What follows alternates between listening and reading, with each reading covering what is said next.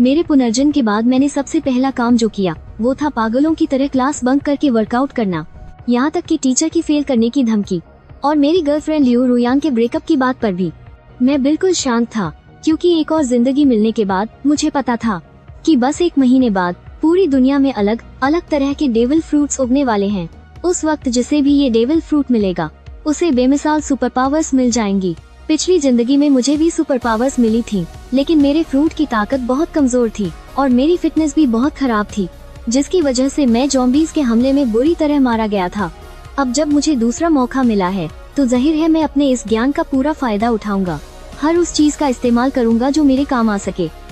जहाँ तक मुझे याद है यहाँ आस पास ही एक डेविल फ्रूट मौजूद है, कॉलेज के बगल वाली उस फलों की दुकान में। दुकान का नाम भी बड़ा अजीब है, सिर्फ तुम ही हो सबसे हसीन। लेकिन मुझे ये नहीं पता था कि वो डेविल फ्रूट आखिर किस दिन सामने आएगा, इसलिए मैं रोज उस दुकान से कुछ फल खरीदने जाता था ताकि इसी बहाने चेक कर सकूं कि वो डेविल फ्रूट आया है या नहीं। और आज भी मैं हमेशा की तरह उस फलों की दुकान में टहल रहा था। तभी अनानास वाले सेक्शन के पास 2 छोटी हरी डंडियों ने अचानक मेरा ध्यान खींचा।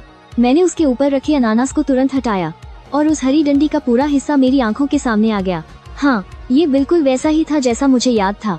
ये वही वन पीस की दुनिया का योको काइडो वाला डेविल फ्रूट था। मेरे दिल की धड़कनें तेज हो गई थी। मैंने खुद को शांत किया और जल्दी से बिल चुकाया। शक से बचने के लिए मैंने कुछ और फल भी खरीद लिए। जैसे ही मैं दुकान से बाहर निकला, सामने से मेरी टक्कर एक हट्टे कट्टे अधेड़ उम्र के आदमी से हो गई।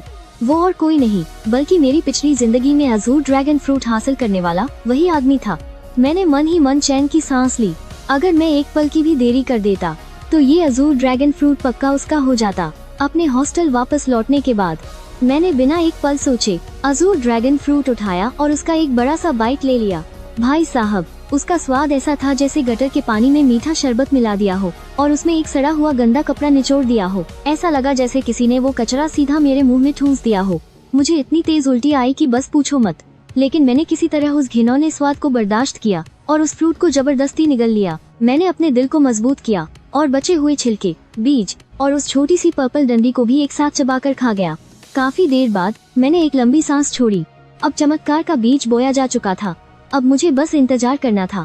फिर मैंने अपना फोन निकाला और शॉर्ट वीडियोस और फोरम स्क्रॉल करने लगा। सारे बड़े प्लेटफॉर्म्स छान मारने के बाद मैंने सर्च बॉक्स में एक आईडी टाइप की और पहला वीडियो प्ले किया। भाइयों, क्या तुमने ये देखा? ये थंडर फ्रूट है। मैं कमेंट सेक्शन में इसकी नीलामी कर रहा हूँ। जो सबसे ज्यादा पैसे देगा ये उसका होगा। इसे देखकर मेरे दिल में लालच आ गया। हालांकि मैंने अजूर ड्रैगन फ्रूट खा लिया था और कोई भी इंसान दूसरा डेविल फ्रूट नहीं खा सकता, लेकिन जब कयामत का दिन आएगा और सबको इसकी असली अहमियत पता चलेगी, तब करोड़ों रुपए देकर भी ये नहीं मिलेगा। ये लेन देन के लिए सबसे बेशकीमती चीज होगी और अगर मैं इसे किसी से नहीं बदलता हूँ तो भी मैं इसे अपने मम्मी पापा या अपनी छोटी बहन को तो खिला ही सकता हूँ। और वैसे भी दूसरा फ्रूट खाने का चांस एकदम खत्म नहीं हुआ है, बस उसके लिए बहुत तगड़ी ताकत और अच्छी किस्मत चाहिए। मैंने कमेंट सेक्शन में कुछ नहीं लिखा, बल्कि सीधा उस वांग तियानसी नाम के सुनहरे बालों वाले लड़के को डायरेक्ट मैसेज किया। भाई, तुमने ये नकली फल बहुत बढ़िया बनाया है, बिल्कुल असली लग रहा है। मुझे ये चाहिए और मुझे यकीन है तुम्हें भी पता होगा। कमेंट सेक्शन वाले तो बस मजे ले रहे हैं, तुम अपना असली दाम बताओ। तुम सीधा दाम बोलो, अगर सही लगा तो मैं अभी खरीद लूंगा।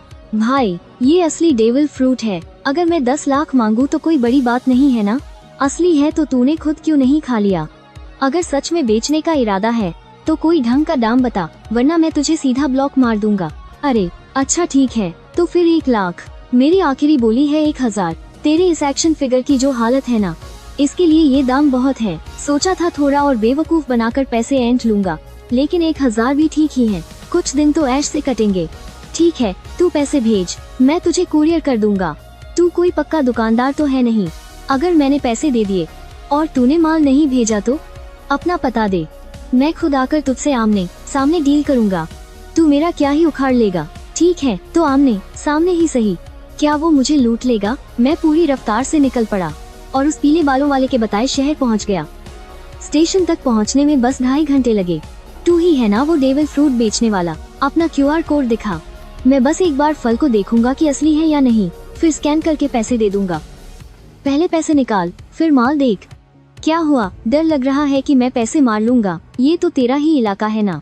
पीले बालों वाले ने सोचा, बात तो सही है, इस इलाके में उसका भी थोड़ा बहुत भौकाल तो है ही। अगर इस बंदे ने पैसे नहीं दिए तो वो बस एक फोन घुमाएगा और उसके लड़के मिनटों में आ जाएंगे। मैंने वो थैला अपने हाथ में लिया। मेरे हाथ थोड़े कांप रहे थे। मैंने अंदर से वो डेविल फ्रूट बाहर निकाला। मेरी धड़कनें बहुत तेज हो गई थीं। कोई शक नहीं, ये बिल्कुल असली है। मैंने बिना कुछ सोचे समझे 1000 रुपए स्कैन किए, फल को अपनी जेब में रखा और तुरंत वापस मुड़ गया। अगर इस सड़े हुए शहर में ट्रेन की सुविधा होती तो मैं उसी वक्त गाड़ी पकड़कर घर निकल जाता। वापस लौटते समय मैंने अपना फोन निकाला और शॉर्ट वीडियो देखने लगा।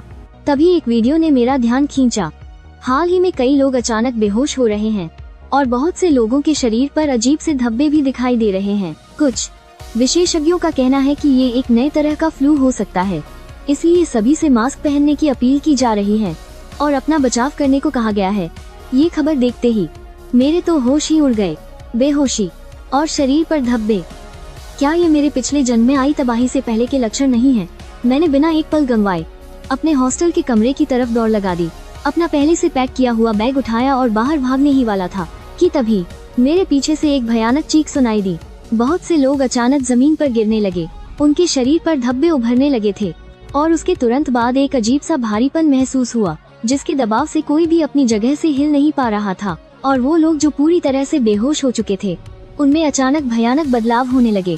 उनकी आंखें बाहर की तरफ निकल आईं, उनके नाखून तेजी से बढ़ने लगे और बेहद नुकीले और लंबे हो गए।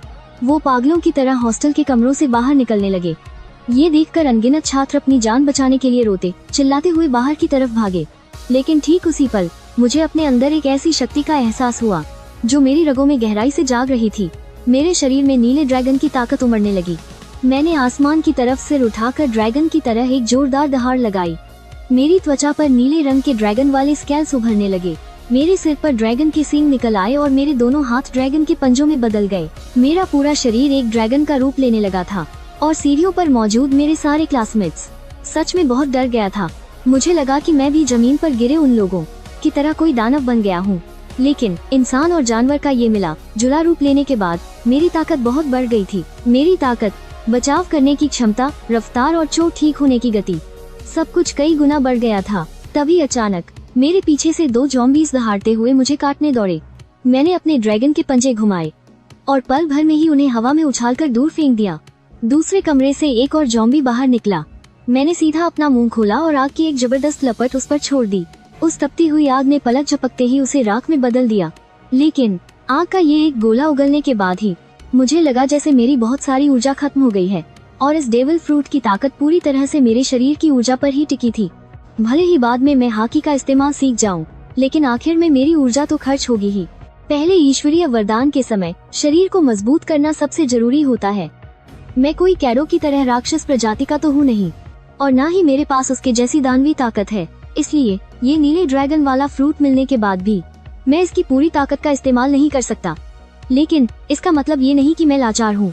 मैंने अपने हाथ में पकड़े बेसबॉल बैट को जोर से घुमाया। ये बैट कोई आम बैट नहीं है, इसे मैंने खास तौर पर भारी और मोटा बनवाया था। ज़ॉम्बीज़ का सिर फोड़ने के लिए ये एकदम सही है। मैंने अपना बैट उठाया जिस पर बिजली की नीली चिंगारियां दौड़ रही थीं। ये नीले ड्रैगन का फ्रूट मुझे 3 प्राकृतिक शक्तियों, हवा, आग और बिजली पर काबू पाने की ताकत देता है। माना कि इसकी ताकत किसी प्राकृतिक फ्रूट जितनी नहीं है, लेकिन मेरे हमलों को दमदार बनाने के लिए ये काफी है। मैं हॉस्टल की सीढ़ियों पर दुश्मनों को चीरता हुआ आगे बढ़ा और जल्दी ही बाकी छात्रों का ध्यान भी मेरी तरफ खिंच गया। मेरे लगातार ज़ॉम्बीज़ को मारने की वजह से उन डरे हुए छात्रों को भी अपनी जान बचाने की थोड़ी मोहलत मिल गई। बिजली से चमकता हुआ मेरा ये बेसबॉल बैट बिल्कुल किसी थंडर बागुआ हमले की तरह कह ढा रहा था। मेरे सामने आने वाला हर ज़ॉम्बी एक ही वार में ढेर हो रहा था। लेकिन मैं इन सबको मारने के नशे में नहीं डूबा था, बल्कि लड़ते हुए तेजी से सीढ़ियों से नीचे की तरफ भाग रहा था। मेरे दिमाग में बस 2 ही बातें थीं। पहला, किसी भी तरह अपने घर पहुंचना। इस नई जिंदगी में मैं अपने माता पिता और छोटी बहन पर कोई आंच नहीं आने दूंगा। और दूसरा काम, जितनी जल्दी हो सके 100 ज़ॉम्बीज़ को मारना, क्योंकि अगर कोई अकेले 100 ज़ॉम्बीज़ को मार दे तो ईश्वरीय वरदान की जगह खुल जाएगी और तब मैं वहां से 3 तरह की हाकी सीखने का तरीका हासिल कर लूंगा, जिससे मेरी ताकत कई गुना तेजी से बढ़ेगी। माना कि नीला ड्रैगन हवा में उड़ सकता है, लेकिन मेरे शरीर में अभी जितनी ऊर्जा है उससे मैं उड़कर घर तो बिल्कुल नहीं पहुंच सकता। रास्ते भर में अपना लोहे का बैट घुमाता रहा, बिल्कुल नीले ड्रैगन वाले किसी युद्ध के देवता की तरह, जिसे कोई नहीं रोक सकता। मेरे पीछे छात्रों की एक बड़ी भीड़ जमा हो गई थी, जो मेरे पीछे पीछे इस बिल्डिंग से बाहर निकलना चाहते थे। लेकिन वो बेवकूफ ये नहीं जानते थे कि इस तबाही में अब कोई भी जगह सुरक्षित नहीं है। अगर वो अपने कमरों में दरवाजा बंद करके छिपे रहते तो शायद कुछ और दिन जिंदा रह जाते। सीढ़ियों से बाहर निकलते ही मेरी आंखें सिकुड़ गईं। नीचे का नजारा देखकर मेरे रोंगटे खड़े हो गए। ये स्कूल कभी एक पुराना कब्रिस्तान हुआ करता था। स्कूल में हमेशा से अफवाहें थीं कि यहाँ बहुत ही बुरी और काली शक्तियाँ हैं। यहाँ बने रिहायशी इलाकों की वजह से कई लोग बीमार पड़ने लगे थे। तब एक वास्तु शास्त्र के माहिर ने यहाँ स्कूल बनाने की सलाह दी थी, ताकि नौजवानों की गर्म और पवित्र ऊर्जा से इस जगह की काली शक्तियों को खत्म किया जा सके। लेकिन अब ज़ॉम्बी वायरस के फैलने की वजह से वो सूखी हड्डियों वाले पुराने मुर्दे भी जमीन फाड़कर बाहर निकल आए हैं, और जो भी जिंदा इंसान उन्हें दिख रहा है वो उस पर हमला कर रहे हैं। कोई मुझे बचाओ। पूरे स्कूल में कोहराम मचा हुआ था। हर कोई पागलों की तरह अपनी जान बचाने के लिए भाग रहा था। डर के मारे उन्हें जो रास्ता मिल रहा था वो उसी तरफ भाग रहे थे, एक दूसरे से टकरा रहे थे। लेकिन मुझे उनसे कोई मतलब नहीं था। मेरी नजरें सिर्फ स्कूल के मेन गेट पर टिकी थीं, और मैं लंबे दग भरता हुआ उसी तरफ दौड़ पड़ा। अब रास्ते में चाहे ज़ॉम्बीज़ आए या कंकाल, मुझे कोई नहीं रोक सकता। मैंने उन सबको एक ही बार में कुचल डाला, और आखिरकार जब मैं लड़ते हुए स्कूल के गेट तक पहुंचा तो मेरा शरीर अचानक सुन्न पड़ गया। सिर्फ मैं ही नहीं, ज़ॉम्बीज़ समेत वहाँ मौजूद हर कोई अपनी जगह पर जम गया था। बिल्कुल ऐसा लग रहा था जैसे पूरी दुनिया का समय ही रुक गया हो। उसके बाद मेरी आंखों के सामने बस अंधेरा छा गया। पहला ईश्वरीय वरदान डेविल फ्रूट प्रकट हो रहा है। गॉड स्पेस खुल रहा है। जब मेरी आंखें खुली तो मैं एक अजीब सी जगह पर था। यहाँ कोई दिशा नहीं थी, कोई समय नहीं था, बस दो चमकती हुई स्क्रीन थीं, एक बड़ी और एक छोटी। बड़ी स्क्रीन पर लिखा था गॉड शॉप, और छोटी स्क्रीन पर पर्सनल पैनल चमक रहा था। मैं अपने पिछले जन्म से ही इन चीजों के बारे में अच्छे से जानता था। ये किसी अनजान शक्ति द्वारा दिए गए मौके थे। आप अपने पॉइंट्स का इस्तेमाल करके यहाँ से चीजें खरीद सकते थे, जैसे कि तकनीकें, हथियार और दवाइयाँ। चूँकि तुम पहले इंसान हो जिसने ज़ॉम्बीज़ को मारकर 100 पॉइंट्स हासिल किए हैं, तुम्हें एक ईश्वरीय इनाम दिया जाएगा। और चूँकि तुमने दुनिया खत्म होने के महज 10 मिनट के अंदर 100 पॉइंट्स का आंकड़ा पार कर लिया है, तो तुम्हारे इनाम का स्तर और बढ़ा दिया गया है। तुम नीचे दिए गए 3 इनामों में से कोई एक चुन सकते हो। मैं एकदम सन्न रह गया। मेरे पिछले जन्म में ऐसा कुछ भी नहीं हुआ था। इनाम नंबर 1, परफेक्ट फ्रूट। ये तुम्हारे ब्लू ड्रैगन फ्रूट को परफेक्ट बना देगा, जिससे इसके सारे बुरे प्रभाव पूरी तरह खत्म हो जाएंगे। बुरे प्रभाव खत्म होने के बाद तुम पर सी, स्टोन या समुद्र के पानी का कोई असर नहीं होगा। और तो और तुम एक और डेविल फ्रूट खा सकोगे, और तुम्हारा शरीर फटेगा भी नहीं। इनाम नंबर 2, हाकी जीनियस। इसके लिए कोई पॉइंट्स या कड़ी मेहनत नहीं चाहिए। तुम सीधे तीनों तरह की हाकी पालोगे, और अगर तुम खुद से अभ्यास नहीं भी करोगे तब भी तुम्हारी हाकी धीरे धीरे खुद ही मजबूत होती जाएगी। और अगर तुमने मेहनत की तो तुम्हारी हाकी दोगुनी तेजी से बढ़ेगी। इनाम नंबर 3, ज़ॉम्बी स्लेयर वेपन। तुम अपनी पसंद का कोई भी हथियार ले सकते हो। ये हथियार सुप्रीम ग्रेड की तलवारों जितना ताकतवर होगा, और ये हथियार ज़ॉम्बीज़ को दोगुना नुकसान पहुंचाएगा। मुझे हाकी, हथियार या फ्रूट में से एक चुनना था। पहला और तीसरा इनाम मेरी ताकत को तुरंत बढ़ा सकते थे, जबकि दूसरा इनाम मुझे धीरे धीरे मजबूत बनाता। लेकिन उसकी कोई सीमा नहीं थी। पिछले जन्म में मुझे जो दूसरा ईश्वरीय वरदान मिला था, उसके तजुर्बे से बताऊं तो कम से कम तब तक हाकी का कोई मुकाबला नहीं था। मैं सोच में पड़ा ही था कि अचानक मुझे टीचर काइडो की वो सुनहरी बात याद आ गई। हाकी ही सब कुछ है। गोल्ड डी रोजर, शैंक्स और गार्प, किसी के पास कोई फ्रूट की ताकत नहीं थी, फिर भी वो दुनिया के सबसे ताकतवर इंसान बने।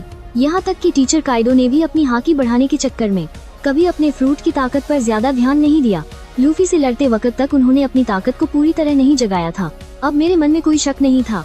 ताकत कितनी ज्यादा है ये मायने नहीं रखता, मायने ये रखता है कि वो कितनी दमदार है। मेरा ब्लू ड्रैगन फ्रूट कितना ताकतवर होगा, ये इस बात पर निर्भर करता है कि मेरा अपना शरीर कितना मजबूत है। एक ही फ्रूट की ताकत को उसकी आखिरी हद तक ले जाना कोई आसान काम नहीं है। और अगले ही पल मेरा दिमाग एकदम साफ हो गया। मैंने सीधे तीनों तरह की हाकी को चुन लिया। अचानक एक पतली सी काली परत मेरे मुक्कों पर छा गई। ये आर्मामेंट हाकी थी। इसके बाद मैंने अपने 10 पॉइंट्स का इस्तेमाल करके 5 वाटर मीट खरीदे। ये एक ऐसा खाना था जो पल भर में मेरी सारी थकान मिटा सकता था, ताकि मैं और भी देर तक लड़ सकूं। और हाँ, पर्सनल पैनल सिर्फ मेरी ताकत ही नहीं दिखाता था, बल्कि वो एक फोन की तरह भी काम करता था। जब दुनिया तबाह हो गई और इंसानों का बनाया सब कुछ बर्बाद हो गया, तब हर कोई एक दूसरे से बात करने के लिए इसी पैनल का इस्तेमाल करता था। इसमें लोगों की सहूलियत के लिए अलग अलग चैनल्स भी थे, और अभी से ही कई लोगों ने आपस में बातें करना शुरू कर दिया था। समय का रुकना अब खत्म होने वाला है। इसके बाद तुम जब चाहो बस सोचकर ही गॉड स्पेस में आ सकते हो। मेरी आंखों के सामने एक बार फिर अंधेरा छा गया और जब मेरी आंखें खुलीं तो मेरा दिमाग वापस मेरे शरीर में लौट आया था। मेरे चारों तरफ अनगिनत ज़ॉम्बीज़ की भीड़ थी और मेरे टीचर और दोस्त बुरी तरह डरे हुए थे। मैंने बिना कुछ सोचे वाटर मीट का एक टुकड़ा अपने मुंह में डाल लिया। मैं जल्दी जल्दी खाना निगलते हुए स्कूल के गेट की तरफ भागता रहा। अचानक मुझे कुछ अजीब सा महसूस हुआ और मैंने तुरंत अपनी जगह से छलांग लगा दी। जहाँ मैं अभी खड़ा था ठीक उसी जगह से एक कंकाल का हाथ बाहर निकला।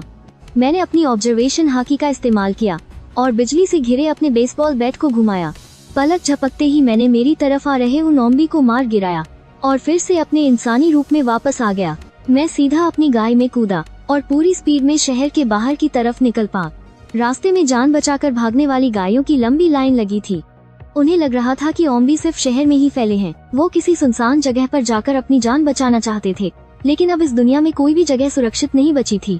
गाय में अभी भी रेडियो बज रहा था जिसमें सरकार की तरफ से इमरजेंसी अनाउंसमेंट हो रही थी कि कोई भी घबराए नहीं, अपने घरों में रहें, खिड़की दरवाजे बंद रखें, हमारी सेना निकल चुकी है, हमारी बायो लैब्स भी इसका एंटीडोट बनाने में लगी हुई हैं, कृपया शांति बनाए रखें और अफरा तफरी न मचाएं। ज़ॉम्बी वायरस की पहली लहर हवा के जरिए फैली है। जिनकी इम्यूनिटी कमजोर है वो इसके शिकार हो जाएंगे। इसीलिए अस्पताल और ओल्ड एज होम्स में इन्फेक्शन सबसे ज्यादा फैला है। जब कयामत का दिन आएगा तब ज़ॉम्बी वायरस के फैलने का सबसे बड़ा कारण एक दूसरे को काटना और खून से होने वाला इन्फेक्शन होगा।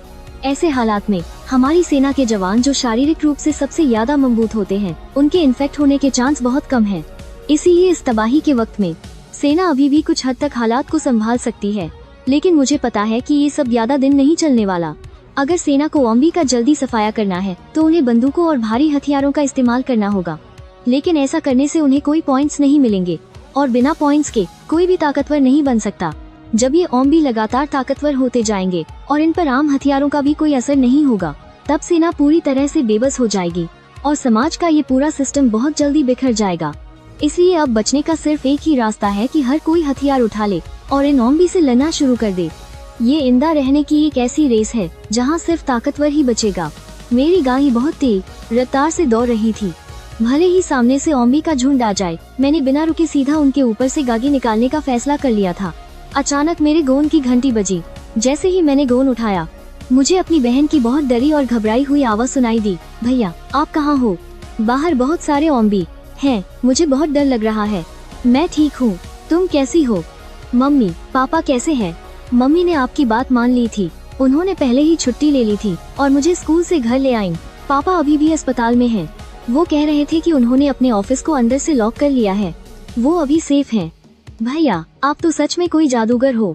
अगर आपने मम्मी को जबरदस्ती छुट्टी लेने के लिए नहीं कहा होता तो शायद अब तक हम भी बाहर मारे गए होते। आओ चिंग पिछले 1 महीने से बहुत हैरान थी कि उसका भाई हर दिन इतना सारा खाने पीने का सामान घर क्यों भिजवा रहा है। जब भी कोई पूछता तो वो कुछ नहीं बताता। किसी को ये भी नहीं पता था कि उसके पास इतना सारा पैसा आ कहाँ से रहा है।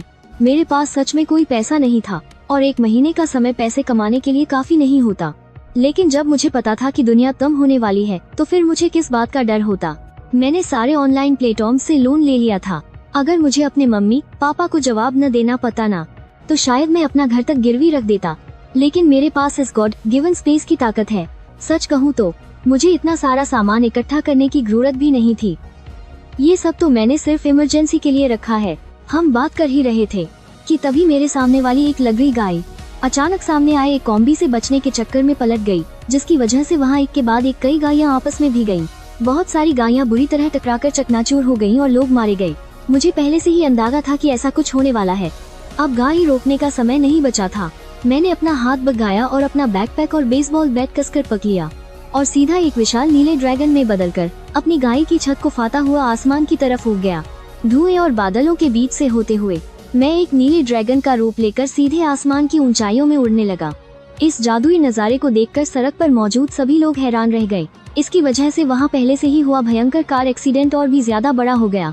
मेरे पास नीचे हो रहे उस शोर शराबे और एक्सीडेंट पर ध्यान देने का वक्त नहीं था, इसलिए मैं सीधे बादलों के बीच घुस गया। मैं सीधे अपने घर की तरफ उड़ने लगा और बीच बीच में अपने बैकपैक से वाटर मीट का एक टुकड़ा निकाल कर खा रहा था ताकि मेरी ताकत बनी रहे। अभी मैं बहुत ज्यादा देर तक हवा में नहीं उड़ सकता था। आखिरकार जब मेरा सारा वाटर मीट खत्म हो गया तो मैं आसमान से नीचे उतर आया और वापस इंसान के रूप में बदल गया।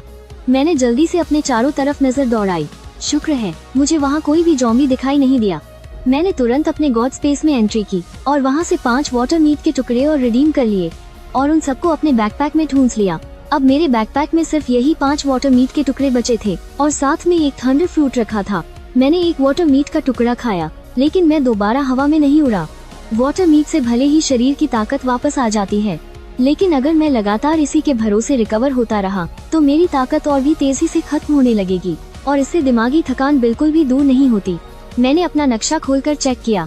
मुझे अब एक सड़क ढूंढनी थी और वहाँ से कोई गाड़ी पकड़नी थी। सही रास्ता तय करने के बाद मैं एक बार फिर से नीले ड्रैगन में बदल गया। इस बार मैं सिर्फ 10 मिनट ही उड़ा था कि तभी मुझे नीचे एक हाईवे दिखाई दिया जिस पर बहुत सारी गाड़ियाँ तेज रफ्तार से दौड़ रही थीं और मुझे अपने लिए एक मजबूत सी ऑफ रोड गाड़ी ढूंढनी थी। नीचे गाड़ियों की उस भीड़ में बहुत से लोगों ने आसमान में उड़ते हुए इस नीले ड्रैगन को देख लिया था। तुरंत ही कुछ लोगों ने अपने मोबाइल से इसका वीडियो भी बना लिया और उसे गॉड स्पेस के कम्युनिकेशन चैनल पर अपलोड कर दिया। भाइयों, मैंने अभी एक ड्रैगन देखा है। इतना विशाल नीला ड्रैगन, यह कम से कम 10 मीटर लंबा तो होगा ही। यह ड्रैगन पक्का काइडो वाले ड्रैगन फ्रूट की वजह से होगा। पता नहीं किस बंदे की किस्मत इतनी अच्छी है जिसे इतना ताकतवर मिथिकल जोआन फ्रूट मिल गया। अरे यार, एक बार मुझे भी एक थंडर फ्रूट मिला था, लेकिन मुझे लगा वो नकली है, इसलिए मैंने उसे बेच दिया। एक असली डेविल फ्रूट, वो भी लॉगिया टाइप का इतना रेयर थंडर फ्रूट, और उसने उसे सिर्फ 1000 पॉइंट्स में बेच दिया। यह सोचकर उस पीले बालों वाले लड़के का मन कर रहा था कि वो खुद को थप्पड़ मार डाले।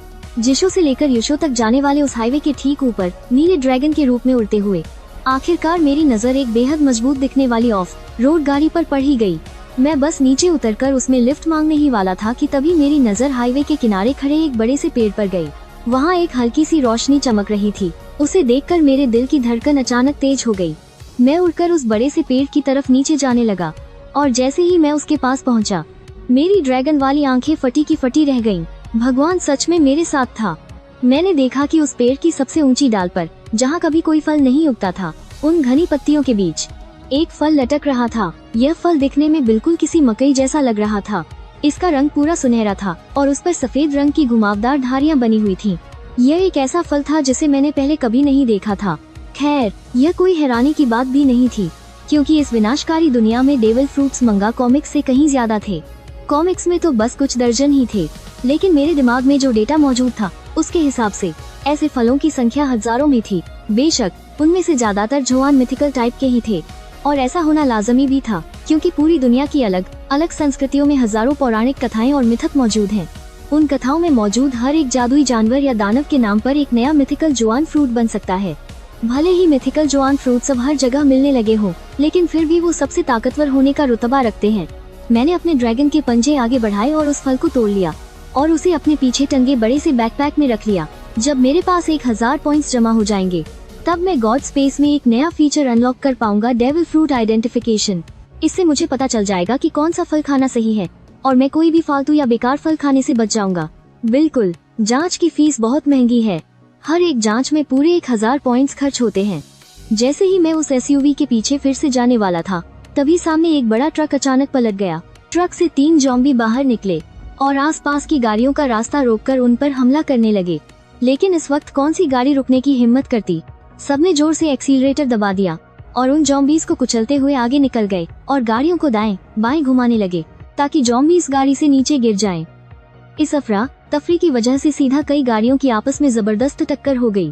मैंने उस तरफ एक नजर देखी, लेकिन कोई ध्यान नहीं दिया, बल्कि मैं उस पलटे हुए बड़े ट्रक के पास उतरा, अपने आधे जानवर वाले रूप में बदला और ट्रक के पलटे हुए हिस्से को पकड़ लिया और अपनी पूरी ताकत से उसे सीधा कर दिया। अजूर ड्रैगन फ्रूट की ताकत सच में बहुत खौफनाक है। फिर मैं अपनी गाड़ी में बैठा और सीधा आगे की तरफ निकल पड़ा। जब मैं उस एक्सीडेंट वाली जगह पर पहुंचा, तो मैंने खुद को फिर से एक विशाल ड्रैगन में बदल लिया और अपने रास्ते में पड़े उन सभी टूटी गाड़ियों के मलबे को हटा दिया। मेरे पीछे आ रही गाड़ियां मेरे बनाए हुए उस साफ रास्ते से निकलने लगी और बिना सोचे समझे चुपचाप मेरे पीछे चलने लगी। मैंने रियर व्यू शीशे में यह सब देखा, लेकिन मुझे कोई फर्क नहीं पड़ता। इन लोगों को आना है तो आने दो, बस मेरे काम में कोई रुकावट नहीं आनी चाहिए। रास्ते में बहुत सारे एक्सीडेंट हो रखे थे। मैं भी बीच में गाड़ी से उतरकर उन ज़ॉम्बीज़ को मारता और रास्ता साफ करता रहा। अगर तुम मेरी जान बचा लो तो मैं तुम्हें इतना पैसा दूंगा कि तुम खर्च नहीं कर पाओगे। एक मोटे और अजीब से अधेड़ उम्र के आदमी ने मुझे मक्खन लगाते हुए कहा। एक कदम भी आगे बढ़ाया तो जान से मार दूंगा। वह आदमी इतना डर गया कि उसके घुटने अपने आप जमीन पर टिक गए, जैसे उसके सामने खड़ा यह ड्रैगन वाला लड़का इस पूरी दुनिया का सबसे बड़ा भगवान हो। मेरे अंदर से निकलने वाली उस खौफनाक ताकत ने उन सभी लोगों को जो मुझसे बात करने आ रहे थे वहीं का वहीं सुन्न कर दिया। लेकिन जान जाने के इस खौफ में भी कोई था जो अपनी जान बचाने के लिए एक आखिरी दांव खेलना चाहता था। एक बेहद खूबसूरत और हॉट सी लड़की हिम्मत करके मेरे पास आई। दुनिया खत्म होने की इस कगार पर भी वह पूरी तरह से सज धज कर आई थी। हेलो हैंडसम, क्या तुम मुझे अपने साथ ले चलोगे? तुम मेरे साथ जो चाहो वो कर सकते हो, दफा हो जाओ यहाँ से। जैसे ही मैंने अपनी ताकत हटाई और गाड़ी में बैठने वाला था, पीछे से एक तगड़ा आदमी मेरे पास आया। जब उसने देखा कि मैं रुकने वाला नहीं हूँ तो उसने झट से अपने बारे में बताना शुरू किया। सर, मैंने भी बहुत सी दुनिया खत्म होने वाली कहानियाँ पढ़ी हैं। आप बहुत ताकतवर हैं, लेकिन क्या आपको एक बेस बनाने के लिए लोगों की जरूरत नहीं पड़ेगी? मुझ में यानी लिन कुई में भले ही कोई और हुनर ना हो, पर मुझ में ताकत बहुत है। मैं एक फाइटिंग कोच हूँ, मैं पक्का आपके बहुत काम आऊंगा। यह सुनकर मेरे कदम रुक गए। मैंने पलटकर उसे देखा, अपनी ठुड्डी पर हाथ फेरा और थोड़ी देर तक कुछ सोचा। यह आदमी बात तो सही कह रहा है, दुनिया का पूरा सिस्टम अब खत्म होने वाला है। इस तबाही में जिंदा रहने के लिए मुझे अपना खुद का एक सेफ बेस बनाना ही होगा, ताकि मैं इन ज़ॉम्बीज़ का सामना कर सकूं। ये ज़ॉम्बीज़ बहुत तेजी से और भी खतरनाक होते जा रहे हैं। सिर्फ अपने दम पर हमेशा अपने परिवार की हिफाजत करना बहुत मुश्किल होगा। मेरी हाँ सुनते ही लिन कुई खुशी से पागल हो गया। उसने अपने सारे बैग और सामान, यहाँ तक कि अपनी गाड़ी भी वहीं छोड़ दी। उसे डर था कि अगर जरा सी भी देर हुई तो मैं उसे वहीं छोड़कर चला जाऊंगा। उसकी हिम्मत मेरे साथ आगे वाली सीट पर बैठने की भी नहीं हुई, बल्कि अपनी फुर्ती का इस्तेमाल करते हुए वह गाड़ी के पीछे वाले हिस्से पर चढ़ गया। लिन कुई को मेरी गाड़ी में जाते देख बाकी लोगों में भी उम्मीद जग गई। अरे, यह बॉस तो उतना भी पत्थर दिल नहीं है। उस मोटे आदमी ने फिर से कुछ बोलने की कोशिश की, पर मैंने उसे बीच में ही टोक दिया। भले ही मुझे लोगों की जरूरत हो, पर मैं यहाँ से एक साथ बहुत सारे लोगों को तो बिल्कुल नहीं ले जा सकता। शुरुआत के लिए एक लिन कुई काफी है, और वैसे भी अभी इस आदमी की वफादारी पर पूरा भरोसा नहीं किया जा सकता। अभी आपको मेरा इम्तिहान लेना होगा, लेकिन कृपया मुझे एक मौका दीजिए। मेरी काबिलियत और मेरी जान दोनों आपके मकसद को पूरा करने के काम आएंगी। ये औरत देखने में काफी सख्त लग रही है, शायद आगे चलकर ये कुछ बड़ा कर दिखाए। मैंने उस औरत की तरफ गहराई से देखा और वो खुशी से झूम उठी। मेरी इजाजत के बिना उसकी आगे वाली सीट पर बैठने की हिम्मत नहीं हुई, बल्कि वो अपनी परवाह किए बिना किसी तरह पीछे वाले डिब्बे पर चढ़ने लगी। मैं ये सब देख रहा था और मैंने मन ही मन सिर हिलाया। ये औरत सिर्फ एक खूबसूरत गुड़िया नहीं है। पीछे खड़े बाकी लोग भी इन दोनों की तरह आना चाहते थे, लेकिन मैंने अपनी बादशाही हकी का एक और झटका दिया। सबके सब डर के मारे जमीन पर गिर पड़े। हे भगवान, बॉस ने तो बादशाही हकी को जगा लिया है। वन पीस के एक पुराने फैन ने इस राजाओं वाली ताकत को तुरंत पहचान लिया था। गाड़ी में वापस आकर मैंने इंजन स्टार्ट किया और हम आगे बढ़ चले।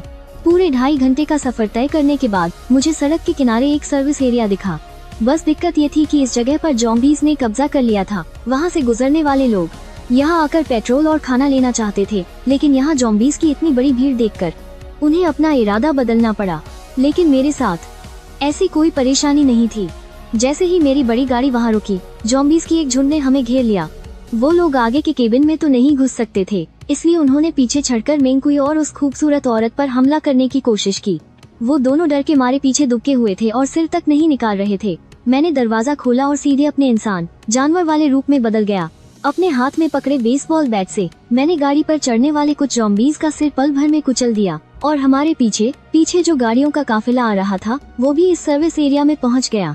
वो लोग सोच रहे थे कि मेरे ज़ॉम्बीज़ को साफ करने के बाद वो भी कुछ सामान इकट्ठा कर लेंगे, लेकिन उनके वहाँ आते ही बहुत सारे ज़ॉम्बीज़ का ध्यान उनकी तरफ चला गया और वो उन पर झपट पड़े। मजबूरी में उस काफिले को वहाँ से भागना ही पड़ा। इधर मैंने एक वार से सारे ज़ॉम्बीज़ को मार गिराया। बस एक ज़ॉम्बी को मेंकुई की प्रैक्टिस के लिए जिंदा छोड़ दिया। मानना पड़ेगा, मेंकुई वाकई एक फाइटिंग कोच है। उसकी ताकत, रफ्तार और लड़ने की फुर्ती बहुत ही बढ़िया थी। जब तक मैंने गाड़ी में तेल भरा तब तक उसने भी उस ज़ॉम्बी को कामयाबी के साथ मार दिया था। सारा सामान इकट्ठा करने के बाद मैंने उस चीपाउ ड्रेस वाली खूबसूरत औरत का नाम पूछा। हालांकि ये औरत देखने में दुबली पतली है और लग रहा था कि किसी काम की नहीं होगी, लेकिन मेरी गाड़ी में चढ़ने के बाद से इसका बर्ताव काफी अच्छा रहा है। जब ज़ॉम्बीज़ गाड़ी पर चढ़ रहे थे तब भी वो पागलों की तरह चीखी, चिल्लाई नहीं। इस बात ने मेरी नजरों में उसकी इज्जत थोड़ी और बढ़ा दी। जब उस औरत ने देखा कि मैंने आखिरकार उसका नाम पूछ ही लिया है तो उसने जल्दी से जवाब दिया, मेरा नाम लियू मेंगशियान है। मैंने कहा, आगे वाली सीट पर बैठ जाओ, अब तुम्हें पीछे डिब्बे में चढ़ने की जरूरत नहीं है। लेकिन उसके मुझे पुकारने के तरीके ने मुझे फिर से चौंका दिया। उसने मेरा नाम तक नहीं पूछा बल्कि पूरे सम्मान के साथ मुझे मालिक कहकर बुलाया। जो इंसान अपना घमंड और रुतबा पीछे छोड़ सके वही इस तबाह हुई दुनिया में जिंदा रहने के काबिल है। जल्द ही हम वहाँ से निकल पड़े। रास्ते में मुझे फिर से मेरी छोटी बहन आवो छिंग का फोन आया। भैया आप कहाँ हो? पापा अस्पताल के ऑफिस में फंस गए हैं। मैंने सुना है कि अस्पताल में ही सबसे ज्यादा ज़ॉम्बीज हैं और पापा के पास न तो खाना है और न ही पानी। मुझे बहुत डर लग रहा है कि कहीं उन्हें कुछ हो न जाए। आवो छिंग की आवाज में रोना बसा हुआ था। फोन के पीछे से माँ की भी बेचैन आवाज आ रही थी।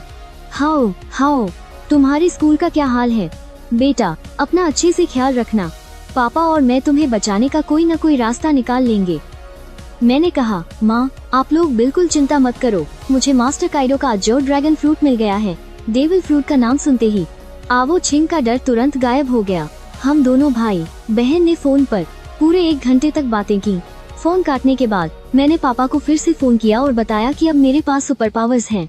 मैं जल्द ही उन्हें बचाने आ रहा हूँ, बस वो अच्छे से छिप कर रहे, बाहर भागने का कोई भी जोखिम न उठाएं। इस बीच ऑफिस में बैठे घबराए और लाचार पापा को मेरी बात सुनकर थोड़ी राहत मिली।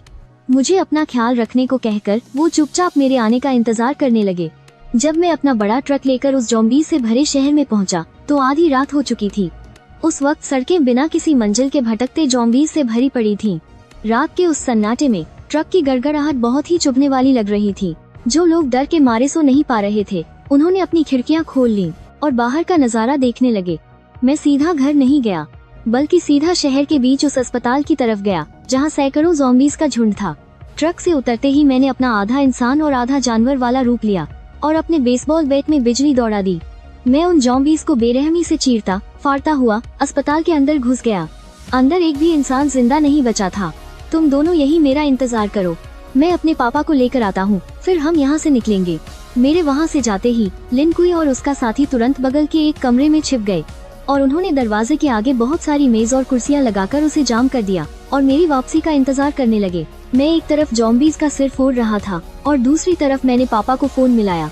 पापा मैं आपके अस्पताल पहुँच गया हूँ, आप कौन से ऑफिस में हैं? दूसरी तरफ आओ हाई भूख और प्यास से तड़प रहे थे और बाहर दरवाजा पीटते ज़ॉम्बीज ने उनकी जान सुखा रखी थी। आधी रात का वक्त था और वो थकान के मारे नींद और बेहोशी के बीच जूझ रहे थे। तभी अचानक फोन की घंटी से वो चौंके। देखा तो बेटे का फोन था। उनके अंदर जैसे एक नई जान आ गई। मैंने तुरंत उन्हें एक वीडियो कॉल किया। मुझे ड्रैगन वाले रूप में ज़ॉम्बीज की धज्जियां उड़ाते देख पापा की जान में जान आई। उन्होंने मुझे रास्ता बताया और मैं जल्द ही कोने वाले एक ऑफिस के दरवाजे पर पहुंच गया। वहां 12 ज़ॉम्बीज की भीड़ जमा थी जो पागलों की तरह दरवाजे को टक्कर मार रहे थे। दरवाजे में भी कई छेद हो चुके थे। अगर पापा ने मेज और कुर्सियों से दरवाजे को जाम न किया होता तो वो ज़ॉम्बीज कब के अंदर घुसकर उन्हें चीर फाड़ चुके होते। मैंने अपना लोहे का बैट घुमाया और उन सभी ज़ॉम्बीज के सिर चकनाचूर कर दिए। फिर एक जोरदार लात मारकर दरवाजा तोड़ दिया। कमरे के अंदर पापा की हालत थोड़ी खराब जरूर थी लेकिन वो बिल्कुल सही सलामत थे। मेरे लिए यही सबसे बड़ी खुशी की बात थी। पापा मेरे दिए हुए खाने को बड़े बड़े निवाले लेकर खा रहे थे। तो क्या यही वो डेविल फ्रूट की ताकत है जिसके बारे में तुम और शियाओ छिंग बात कर रहे थे? ऑफिस में फंसे रहने के दौरान पापा ने उस जादुई स्पेस वाले कम्युनिकेशन चैनल पर बहुत सारे वीडियो और लोगों के कमेंट्स पढ़ लिए थे जिससे उन्हें समुद्री डाकुओं और उन ताकतों के बारे में थोड़ा बहुत पता चल गया था। मैं बस मुस्कुरा दिया और अंदर घुसने की कोशिश कर रहे एक और ज़ॉम्बी का सिर बैट से फोड़ते हुए बोला, क्यों पापा आपका बेटा जबरदस्त लग रहा है ना? अरे बदमाश, तू तो एकदम हीरो लग रहा है। पापा ने जान बचाकर भागने के उस छोटे से वक्त में अनगिनत लोगों को ज़ॉम्बीज के हाथों बेरहमी से मरते हुए देखा था। आज उनका अपना परिवार सुरक्षित था। इस तबाही भरी दुनिया में इससे बड़ी कोई खुशखबरी नहीं हो सकती थी। पापा को अस्पताल से बाहर ले जाते वक्त मैंने देखा कि कुछ कमरों के टूटे हुए दरवाजों से लोग छिप छिप कर बाहर झांक रहे थे। जब उन्होंने देखा कि आओ हाई एक ड्रैगन जैसे दिखने वाले इंसान के साथ जा रहे हैं और वो ड्रैगन कितना खतरनाक है, तो उनमें से एक ने तुरंत आवाज लगाई, आओ हाई मुझे भी बचा लो। अपने सहकर्मी को मदद के लिए गिड़गिड़ाते देख पापा का दिल पसीज गया। शियाओ हाओ बेटा इन्हें भी बचा लो ना, ये सब मेरे साथ ही काम करते हैं, बहुत तरस आ रहा है इन पर। मैंने रूखेपन से जवाब दिया, इन्हें बचा भी लिया तो क्या अब मैं इन सबको एक एक करके इनके घर छोड़ने जाऊंगा और अगर ये घर पहुंच भी गए क्या हम इन लोगों की चीख पुकार को अनसुना करके जिंदा रह सकते हैं? मैंने अपने पिता का हाथ खींचा और वहाँ से तेजी से निकल गया। जब हम लिन तोंग और लियू मेंकियान के कमरे के पास से गुजरे तो मैंने दरवाजे से टकराने वाले उन ज़ॉम्बीज़ को खत्म किया और फिर अपने डंडे से कमरे का दरवाजा तोड़कर उन दोनों को बाहर निकाल लिया। मुझे वापस लौटता देख उन दोनों ने तुरंत बड़े सम्मान के साथ कहा, मालिक। लेकिन यह सुनकर मेरे पिता एओहाई पूरी तरह से चौंक गए। उन्होंने अविश्वास से मेरी तरफ देखा। एक हट्टा कट्टा पहलवान और एक बेहद खूबसूरत लड़की, ऐसे लोग भला उनके बेटे की इतनी इज्जत क्यों कर रहे हैं? वह खूबसूरत लड़की उनके बेटे को मालिक कहकर बुला रही थी। क्या उनका बेटा उनकी पीठ पीछे इतने गुलछर्रे उड़ा रहा है? भले ही मैं 2 जन्मों की यादें रखने वाला एक बेहद बेशर्म इंसान था, लेकिन इस वक्त मेरा चेहरा भी शर्म से लाल हो रहा था। फिर भी मैंने खुद को शांत दिखाने का नाटक किया और कहा, ये दोनों मेरे चेले हैं जो मुझे रास्ते में मिल गए थे। लेकिन एओहाई की नजरों से साफ पता चल रहा था कि उन्हें मेरी बात पर रत्ती भर भी यकीन नहीं है। उनके चेहरे पर साफ लिखा था, तुम पक्का झूठ बोल रहे हो। मेरे पास कहने को कोई लफ्ज ही नहीं बचे थे, इसीलिए मैंने आगे कोई सफाई नहीं दी और उन सभी को बड़े ट्रक के पास ले आया। मैंने पिताजी को आगे वाली सीट पर बिठाया और लियू मेंकियान को वापस ट्रक के पिछले हिस्से में भेज दिया। घर लौटने के बाद मेरी बहन एओचिंग बड़ी ही हैरानी से लियू मेंकियान को घूर रही थी। कितनी खूबसूरत औरत है। और अभी इस औरत ने मेरे भैया को क्या कहा?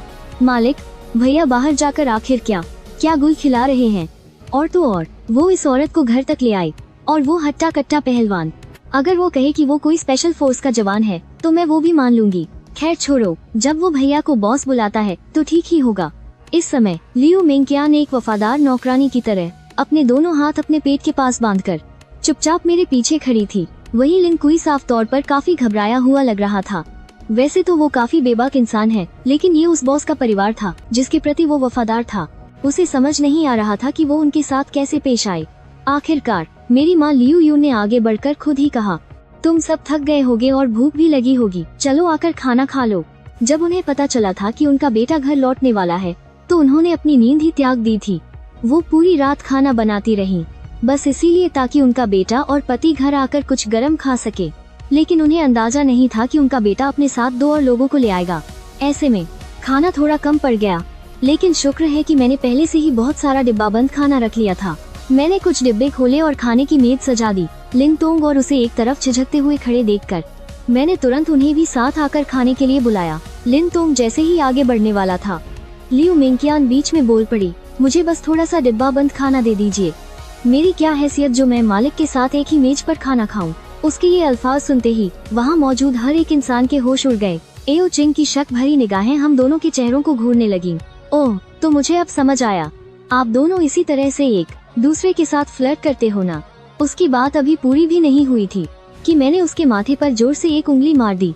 दर्द के मारे उसकी आंखों में आंसू छलक आए। उसने गुस्से में मेरी बांह पकड़ी और जोर से दांत गड़ा दिए। रात के खाने के बाद मैंने अपने बैग से डेविल फ्रूट्स निकाले। मेरे पास यहाँ 2 डेविल फ्रूट्स रखे हैं। इनमें से एक रंबल फ्रूट है और दूसरा क्या है ये मुझे भी ठीक से नहीं पता। तुम दोनों इन्हें खा लो। ये सुनकर लिन कुई और लियू मेंकियान दोनों ही हक्के बक्के रह गए। उन्हें यकीन नहीं हो रहा था कि मेरे पास अभी भी 2 और फल हैं। उनकी आंखों में उन फलों को पाने की एक गहरी तरफ साफ झलक रही थी। एओचिंग ने बड़ी ही उत्सुकता से उन दोनों फलों को उठाया और उलटने लगी। फिर उसने वो जादुई फल माँ पिताजी को देखने के लिए दे दिए, लेकिन एओहाई ने उन्हें देखने के बाद वापस मुझे थमा दिया। इनमें से एक शाओचिंग को खाने के लिए दे दो। अब हमारी उम्र हो चुकी है, अगर हम इसे खाएंगे भी तो यह पूरी तरह से बर्बाद ही जाएगा। हाँ बेटा, तुम हो ना हमारी हिफाजत के लिए, बस हमारे लिए इतना ही काफी है। ये इतनी कीमती चीज है, इसे तुम ही रखो, तुम्हारे ज्यादा काम आएगी। मेरे पास पहले से ही अज्योर ड्रैगन फ्रूट है, आगे चलकर मेरी ताकत बहुत तेजी से बढ़ेगी। आप लोग ये फ्रूट खा लोगे तो तेजी से ज़ॉम्बीज़ को मार पाओगे और फिर हाकी की ट्रेनिंग का तरीका हासिल कर लेना।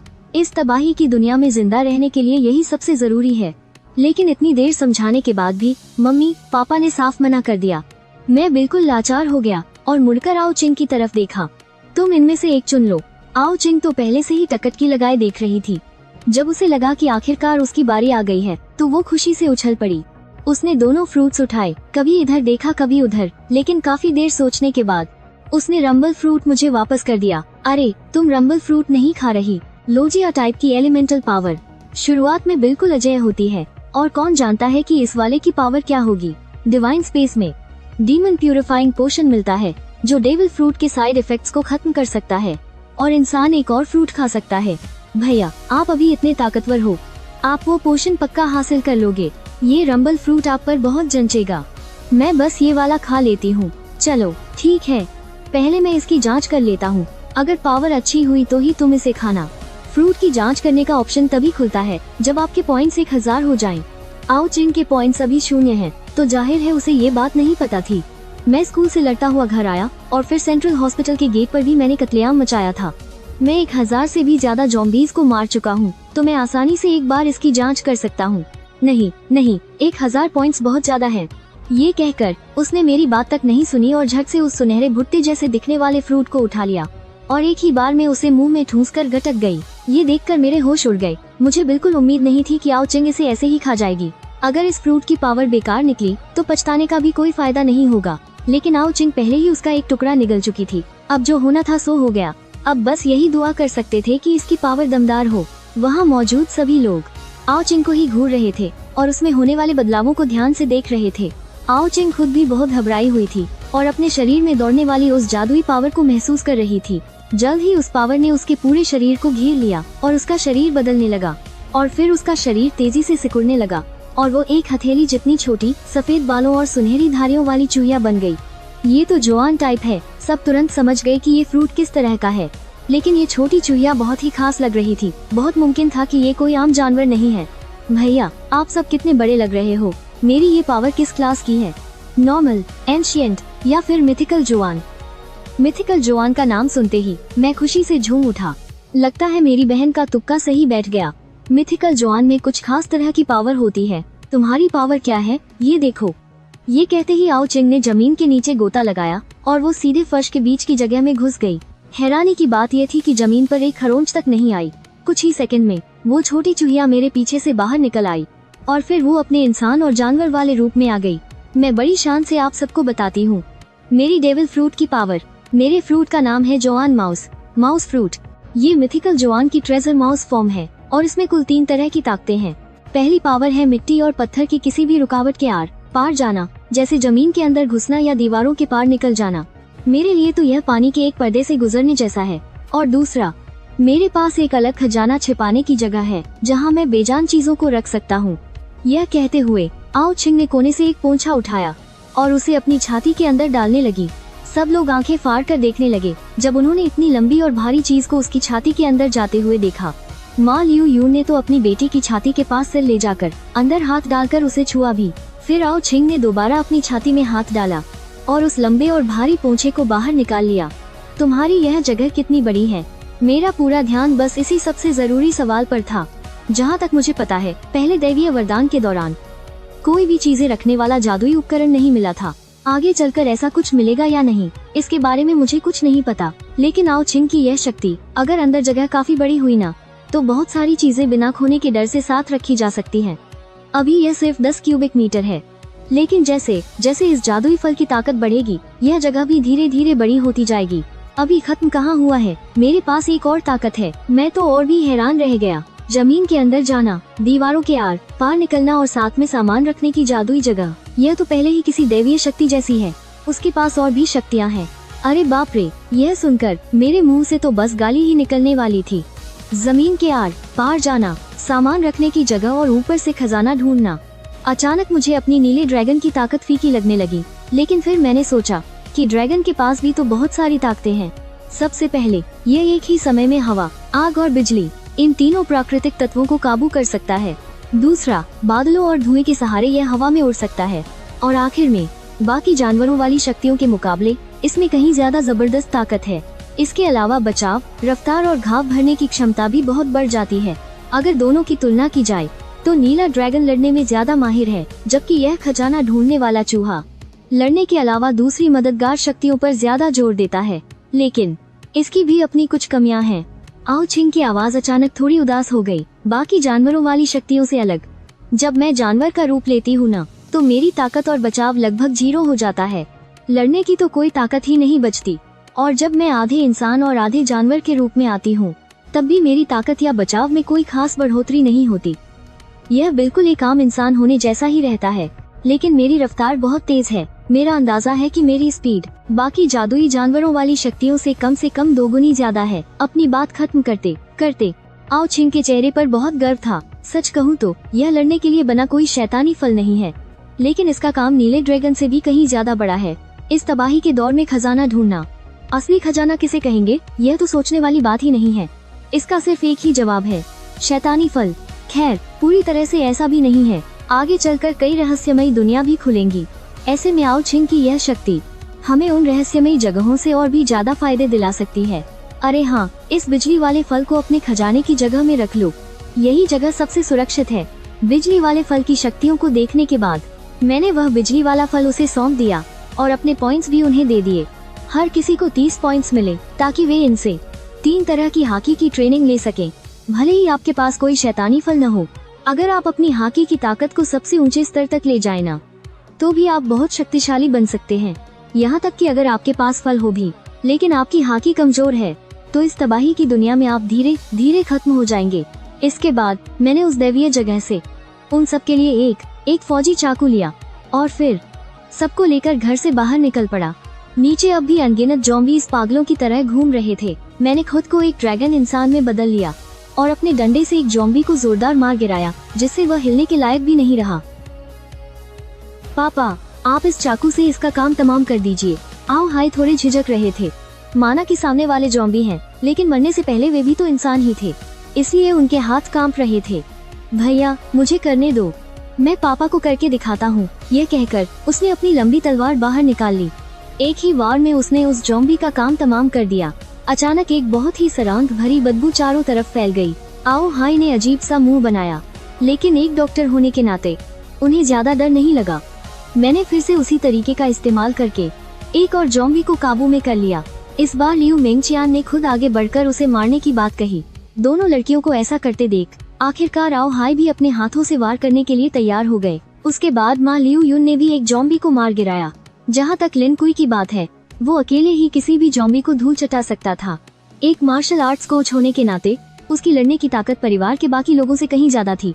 अब उनके पास हाकी की ट्रेनिंग का तरीका भी आ चुका था और आर्मामेंट हाकी को जगाने के लिए शरीर को फौलाद बनाना और लगातार लड़ना बहुत जरूरी होता है। पापा, आप लोग घर के आस पास ही प्रैक्टिस करो, मैं जरा दूर जाकर उन ज़ॉम्बीज़ का सफाया करता हूँ। लड़ाई में अपने शरीर को तपाना ही ताकतवर बनने का असली मंत्र है। ज़ॉम्बीज़ से लड़ने का शरीर को मजबूत बनाने के अलावा एक और फायदा है, और वो है पॉइंट्स जमा करना। इस तबाही की दुनिया में यही हमारी नई करेंसी है। इन पॉइंट्स से हम न सिर्फ जादुई दुनिया से चीजें ले सकते हैं, बल्कि बाकी लोगों के साथ लेन देन भी कर सकते हैं, क्योंकि अब पहले वाला पैसों का सिस्टम पूरी तरह से खत्म हो चुका है। मुझे जाते हुए देखकर आओ चिंग ने जल्दी से मेरा हाथ पकड़ लिया और मिन्नतें करते हुए बोली, भैया मैं भी तुम्हारे साथ चलूंगी। बिल्कुल नहीं, घर के आस पास के कुछ ज़ॉम्बीज़ को तो मैं ही निपटा दूंगा, ताकि थकने पर तुम लोग घर जाकर आराम कर सको। मेरे साथ दूर जाना बहुत खतरनाक हो सकता है, और वैसे भी तुम्हारी जादुई शक्ति अभी लड़ने के लिए उतनी असरदार नहीं है। मुझे लग रहा है कि दक्षिण पश्चिम दिशा में कोई खजाना है, मैं तुम्हें उस खजाने तक ले जा सकती हूँ। यह सुनते ही मेरे माथे पर बल पड़ गए। खजाना? आओ चिंग की इस बात ने मुझे चौंका दिया। अब भला डेविल फ्रूट के अलावा और कौन सा खजाना हो सकता है? ठीक है, तुम मेरे पीछे पीछे रहना, और हाँ, यहाँ वहाँ बिल्कुल मत भागना। यह कहकर मैं आओ चिंग को लेकर दक्षिण पश्चिम की तरफ निकल पड़ा। हम दोनों ही अपने ह्यूमन बीस्ट वाले रूप में थे। उस खजाने वाले चूहे की रफ्तार देखकर मैं पूरी तरह दंग रह गया। अपनी तेज रफ्तार और जमीन में छुपने की कमाल की ताकत के दम पर वो ज़ॉम्बीज़ आओ चिंग को छू तक नहीं पा रहे थे। हालांकि आओ चिंग के हमलों में इतनी ताकत नहीं थी, लेकिन वो चकमा देकर उन ज़ॉम्बीज़ को ठिकाने लगा रही थी। जब मैंने अपने डंडे से एक और ज़ॉम्बी का सिर फोड़ा, तब तक आओ चिंग भी एक ज़ॉम्बी का सिर धड़ से अलग कर चुकी थी। लेकिन अपनी शक्तियों का लगातार इस्तेमाल करने की वजह से वो बुरी तरह हाँफने लगी थी। फिर भी वो बड़े मजे से मुझे अपना कमाल दिखा रही थी। उस लड़की के चेहरे पर साफ लिखा था, जल्दी से मेरी तारीफ करो। उसकी ये शक्ल देखकर मेरी हंसी छूट गई। मेरी चिंग चिंग तो सच में बहुत ताकतवर है। मेरी तारीफ सुनते ही उस लड़की की खूबसूरत आंखें खुशी से चमक उठीं और उसके गालों पर प्यारे से डिम्पल बन गए। लेकिन किसी भी लड़ाई में इस तरह अपनी जीत के नशे में चूर होना बहुत भारी पड़ सकता है। तभी पीछे से एक ज़ॉम्बी ने छलांग लगाई। वो आओ चिंग पर हमला करने वाला था। उसने हड़बड़ी में जमीन के अंदर छुपने की कोशिश की, लेकिन बहुत ज्यादा थक जाने की वजह से वो ऐसा नहीं कर पाई। वो ज़ॉम्बी उसके और करीब आता जा रहा था और ठीक उसी पल मैंने अपने डंडे के एक ही जोरदार वार से उस ज़ॉम्बी को हवा में उड़ा दिया। आओ चिंग की सांसें अभी भी उखड़ी हुई थीं। मेरी तरह उसने 1 महीने तक पागलों की तरह ट्रेनिंग भी तो नहीं की थी और न ही उसके अंदर मेरी तरह पैदाइशी हुनर था। मेरे पॉइंट्स की मदद से उसे बस अपने शरीर को फौलाद बनाने की ट्रेनिंग करने का मौका मिला था। अभी तक उसकी असली ताकत जागृत नहीं हुई थी और वो ट्रेजर माउस का रूप भी उसकी ताकत को कुछ खास नहीं बढ़ा रहा था। वो अब तक इस लड़ाई में टिक पाई, ये सिर्फ इसलिए था क्योंकि वो रोजाना अच्छी खासी कसरत किया करती थी। रास्ता दिखाओ, मैं तुम्हें वहाँ ले चलता हूँ। आओ चिंग ने अपनी तलवार को ट्रेजर स्पेस में रखा और जानवर के रूप में बदलकर मेरे कंधे पर आ बैठी। मेरी हथेली के बराबर उस छोटी सी चूहिया ने ड्रैगन की स्केल से भरे मेरे गालों पर अपना मुंह रगड़ा। फिर मैंने सीधा अपने ड्रैगन वाले रूप में अवतार लिया और मेरी उस कानों को फाड़ देने वाली दहाड़ से पूरा आसमान गूंज उठा। रिहायशी इमारतों में छिपे अनगिनत लोग चौंक गए और उन्होंने एक एक करके अपने सिर बाहर निकाले। तभी उन्होंने एक नीले ड्रैगन को बादलों को चीरते हुए सीधे आसमान की ऊंचाइयों में जाते देखा। अरे बाप रे, नीले ड्रैगन वाले बॉस हमारे बियान शहर में आ गए हैं। क्या वो मुंह शहर के सारे ज़ॉम्बीज़ का खात्मा कर पाएंगे? किसी ने आसमान में उड़ते नीले ड्रैगन का वीडियो बना लिया और उसे तुरंत दिव्य अंतरिक्ष के कम्युनिकेशन चैनल पर अपलोड कर दिया।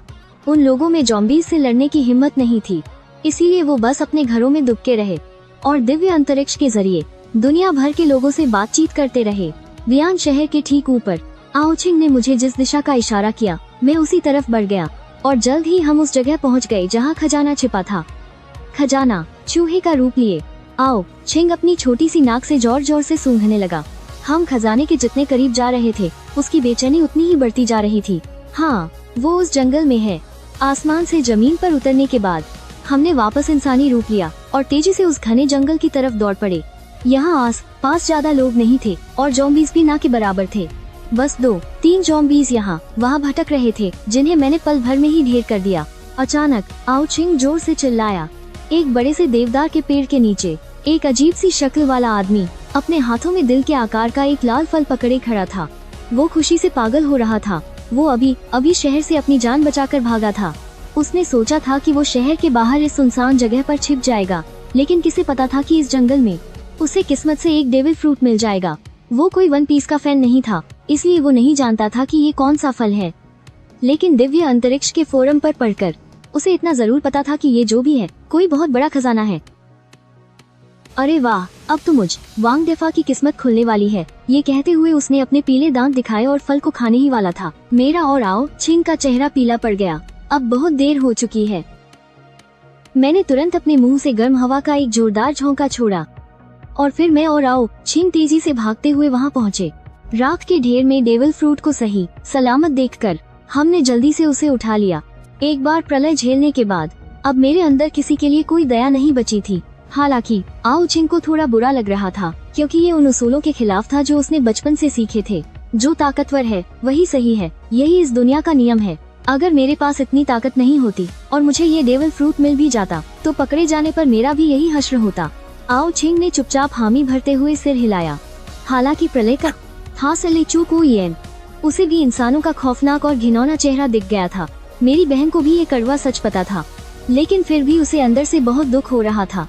उसने कसकर मेरा हाथ पकड़ लिया और मेरे साथ उस फल को देखने लगी। वो दिल के आकार का एक लाल फल था, जिस पर काले रंग के घुमावदार निशान बने थे। वन पीस के पक्के फैन होने के नाते हम दोनों ने उस फल को तुरंत पहचान लिया। ये वन पीस की दुनिया का सबसे महंगा फल था। नीका फ्रूट की तरह ही इसकी कीमत भी 5 अरब बेली थी। ये सर्जरी फ्रूट था। पिछले जन्म में जिसे ये सर्जरी फ्रूट मिला था, वो दुनिया का एक बेहद मशहूर और ताकतवर योद्धा था। लेकिन ये अजीब सा दिखने वाला आदमी उस ताकतवर योद्धा से बिल्कुल अलग था। ऐसा लगता है कि इस अजीब से आदमी ने ये फल तो खा लिया होगा, लेकिन फिर ये सर्जरी फ्रूट वापस से प्रकट हो गया होगा दुनिया के किसी और कोने में, और फिर किसी असली ताकतवर योद्धा ने इसे खा लिया होगा। इस प्रलय की दुनिया में भी डेविल फ्रूट बिल्कुल कॉमिक की तरह ही काम करते हैं। अगर इसके असली मालिक की मौत हो जाए तो ये फल दोबारा से कहीं भी अपने आप प्रकट हो जाता है। इसीलिए बाद में बहुत से ताकतवर लड़ाके उन कमजोर लोगों का शिकार करने लगे जिनके पास फ्रूट की ताकत थी, ताकि वो उस प्रकट हुए नए फल को खुद हासिल कर सके। हालांकि इसमें कामयाबी बहुत कम ही मिलती थी, क्योंकि कोई नहीं बता सकता कि फल दोबारा कहाँ प्रकट होगा। भाई, ये सर्जरी फ्रूट हम पिताजी को दे सकते हैं, उन्हें ये फल बहुत पसंद आएगा। आओ। हाउ को तुरंत इस सर्जरी फ्रूट का ख्याल आ गया। सबसे सही जगह। पिताजी, ओ हाई, एक सर्जन है। वो खजाना अब हमारे हाथ में है जिसमें उन्हें पक्का दिलचस्पी होगी। मैं फिर से एक नीले ड्रैगन में बदल गया और ओचिन को अपनी पीठ पर बिठा लिया। हम तेजी से घर लौट आए। माता पिता थक चुके थे, इसलिए वो पहले ही घर आकर आराम कर रहे थे। लियू मिंग बड़े ही मन से उन दोनों की सेवा कर रही थी, जिससे उन्हें काफी आराम मिल रहा था। वहीं लिन कुई अभी भी अकेला नीचे था और लड़ रहा था। वो जानता था कि सिर्फ मेरी शरण में आना काफी नहीं है। अगर उसे भविष्य में मेरा खास बनना है तो उसे अपनी ताकत बढ़ानी ही होगी। इस वक्त नीचे और भी कई लोग ज़ॉम्बीज़ को मारने की कोशिश कर रहे थे। आखिरकार उस देवी स्टोर में मिलने वाली चीजें थी ही इतनी शानदार, लेकिन सबसे सस्ती 3 रंगों वाली हॉकी की ट्रेनिंग के लिए भी 10 पॉइंट चाहिए थे, यानी कि पूरे 10 ज़ॉम्बीज़ को मारना। लोगों ने चाकू, फावड़े और डंडे जैसे घर के हर उस हथियार को निकाल लिया था जिससे वो ज़ॉम्बीज़ से लड़ सके, लेकिन ज़ॉम्बीज़ की ताकत, रफ्तार और बचाव उनसे कहीं ज्यादा था। आए दिन कोई न कोई उनका शिकार बन ही जाता था, या फिर पकड़े जाने पर संक्रमित होकर खुद एक नया ज़ॉम्बी बन जाता। लिन कुई ने मुझे वापस आते देखा और तुरंत मुझे मेरे जाने के बाद का सारा हाल बताया। मैंने कहा, बहुत बढ़िया काम किया तुमने। अगर थक गए हो तो जाकर आराम कर लो। मैं लिन कुई के काम से बहुत खुश था। इस प्रलय वाली दुनिया में जिंदा रहने के लिए यही जी तोड़ मेहनत और हिम्मत सबसे जरूरी है। मेरे दिए गए पॉइंट से 3 रंगों वाली हॉकी की ट्रेनिंग खरीदने के बाद, हालांकि अभी तक उसकी हॉकी नहीं जागी थी। नहीं, मुझे अभी और लड़ना है। लेकिन लिन कुई साफ महसूस कर सकता था कि हर एक लड़ाई के साथ उसका शरीर थोड़ा और मजबूत हो रहा था। वो एक कॉम्बैट कोच है जिसने अपने शरीर की पूरी क्षमता का इस्तेमाल कर लिया था। उसने बहुत लंबे समय से अपनी ताकत बढ़ने का ऐसा मजा महसूस नहीं किया था, इसलिए वो मेरे दिए गए इस मौके की बहुत कदर कर रहा था। अगर मैं न होता तो भले ही उसे 10 ज़ॉम्बीज़ को मारने का भरोसा था, लेकिन इसमें उसे कम से कम 5 दिन लग जाते। ठीक है, लेकिन अपनी क्षमता के हिसाब से ही लड़ना, खुद पर ज्यादा जोर मत डालना। इसके बाद मैं ओचिंग को लेकर ऊपर गया। दरवाजे से अंदर घुसते ही मैंने देखा कि लियू मिंगचियन मेरी माँ लियू यून के पैर दबा रही थी। उन दोनों बुजुर्गों का शरीर भले ही तंदुरुस्त हो, लेकिन उम्र तो हो ही गई है ना। इतनी भयानक लड़ाई के बाद उनके शरीर में बहुत दर्द हो रहा था। लियू मिंगचियन की मालिश का तरीका भले ही एकदम सही न हो, लेकिन किसी के पैर दबाने से काफी आराम मिल रहा था। मालिक, मुझे अंदर आते देख। लियू मिंगचियन ने तुरंत बड़े ही आदर से मुझे मालिक पुकारा। ये लड़की सच में बहुत समझदार है। मेरी पार की नजर कमाल की है। लिन टोंग और लियू मिंगचियन, इन दोनों को ही आगे निखारना फायदे का सौदा रहेगा। कमरे में आते ही ओचिंग ने मेरी बाह छोड़ी और कूदकर पिताजी के पास चली गई। कुछ कहते हुए उसने बड़े ही गर्व से अपने कपड़ों से सर्जरी फ्रूट निकाला और उसे पिताजी की आंखों के सामने रख दिया। ये लीजिए, पैरामिशिया टाइप का सर्जरी फ्रूट। पिताजी, आप एक डॉक्टर है ना, आपको इसकी ताकत पक्का बहुत पसंद आएगी। जैसे ही वो सर्जरी फ्रूट सामने आया, उसे देखकर लियू मिंगचियन का दिल जोर से धड़क उठा, लेकिन उसने तुरंत खुद को संभाला और पूरी लगन से माँ के पैर दबाती रही। हालांकि अंदर से वो पूरी तरह हिल गई थी, लेकिन अपने फैसले पर अब उसे और भी ज्यादा खुशी हो रही थी। लेकिन पिताजी कुछ खास एक्साइटेड नहीं लगे। आखिरकार उन्होंने वन पीस एनीमे जो नहीं देखा था, उन्होंने अपनी बेटी के हाथ से वो फ्रूट लिया और बड़ी उत्सुकता से उसे देखने लगे। सर्जरी फ्रूट, क्या इसे खाने के बाद मैं सर्जरी कर पाऊंगा? अरे, पर मुझे तो सर्जरी करनी वैसे भी आती है। क्या इससे मेरी सर्जरी और भी सटीक हो जाएगी? सर्जरी फ्रूट एक अलग स्पेस बना सकता है जिसके अंदर आप किसी भी चीज को काट सकते हैं और यहाँ से वहाँ टेलीपोर्ट भी कर सकते हैं। ओचिंग का समझाने का तरीका थोड़ा अटपटा सा था। पापा को अभी भी कुछ समझ नहीं आ रहा था, तो उसने सर्जरी फ्रूट का एक वीडियो निकालकर उन्हें दिखाया। ओ हाय की हैरानी बढ़ती जा रही थी। वाकई ये डेविल फ्रूट तो बेकमाल की चीज है। लेकिन बेटा, मेरी उम्र हो चुकी है, ये फ्रूट तुम दोनों भाई बहन ही रख लो। पापा, अगर आप और माँ तातावर रहेंगे तो मैं भी बेकर होकर अपना काम कर सकूंगा, वरना मेरा ध्यान हमेशा घर की फिक्र में ही अटका रहेगा। मैंने जानबूझकर ऐसा कहा था, और जैसा कि मैंने सोचा था, मेरी बात सुनकर ओ हाय मान गए। आखिरकार कोई भी माँ बाप अपने बच्चों पर बोझ नहीं बनना चाहता। जैसे ही पापा ने उसका एक बाइट लिया, एक बहुत ही गंदा स्वाद उनके मुंह में ऐल गया। उन्हें मुंह बनाते देख हो यूए ने जल्दी से कहा, डेविल फ्रूट खाने में बहुत गंदे होते हैं, लेकिन इसे थूकना मत, चबाना मत, सीधा निगल जाओ। बस एक बाइट ही कागी है। अब जल्दी से अपने शरीर में उस डेविल फ्रूट की ताकत को महसूस करो। देखो क्या तुम उसे इस्तेमाल कर सकते हो। ओ हाय ने वैसा ही किया और अपने अंदर उठ रही उस ताकत पर ध्यान लगाया। उन्होंने धीरे से अपना हाथ उठाया और तुरंत ही उनके चारों तरफ एक पारदर्शी शील्ड बन गई। फिर उनकी नर पास ही रखी एक पोछे पर गई और उन्होंने बस अपने मन में एक ख्याल किया। अगले ही पल वो उस पोछे की जगह पहुंच गए। ये देखकर मैं और ओचिंग खुशी से उछल पे।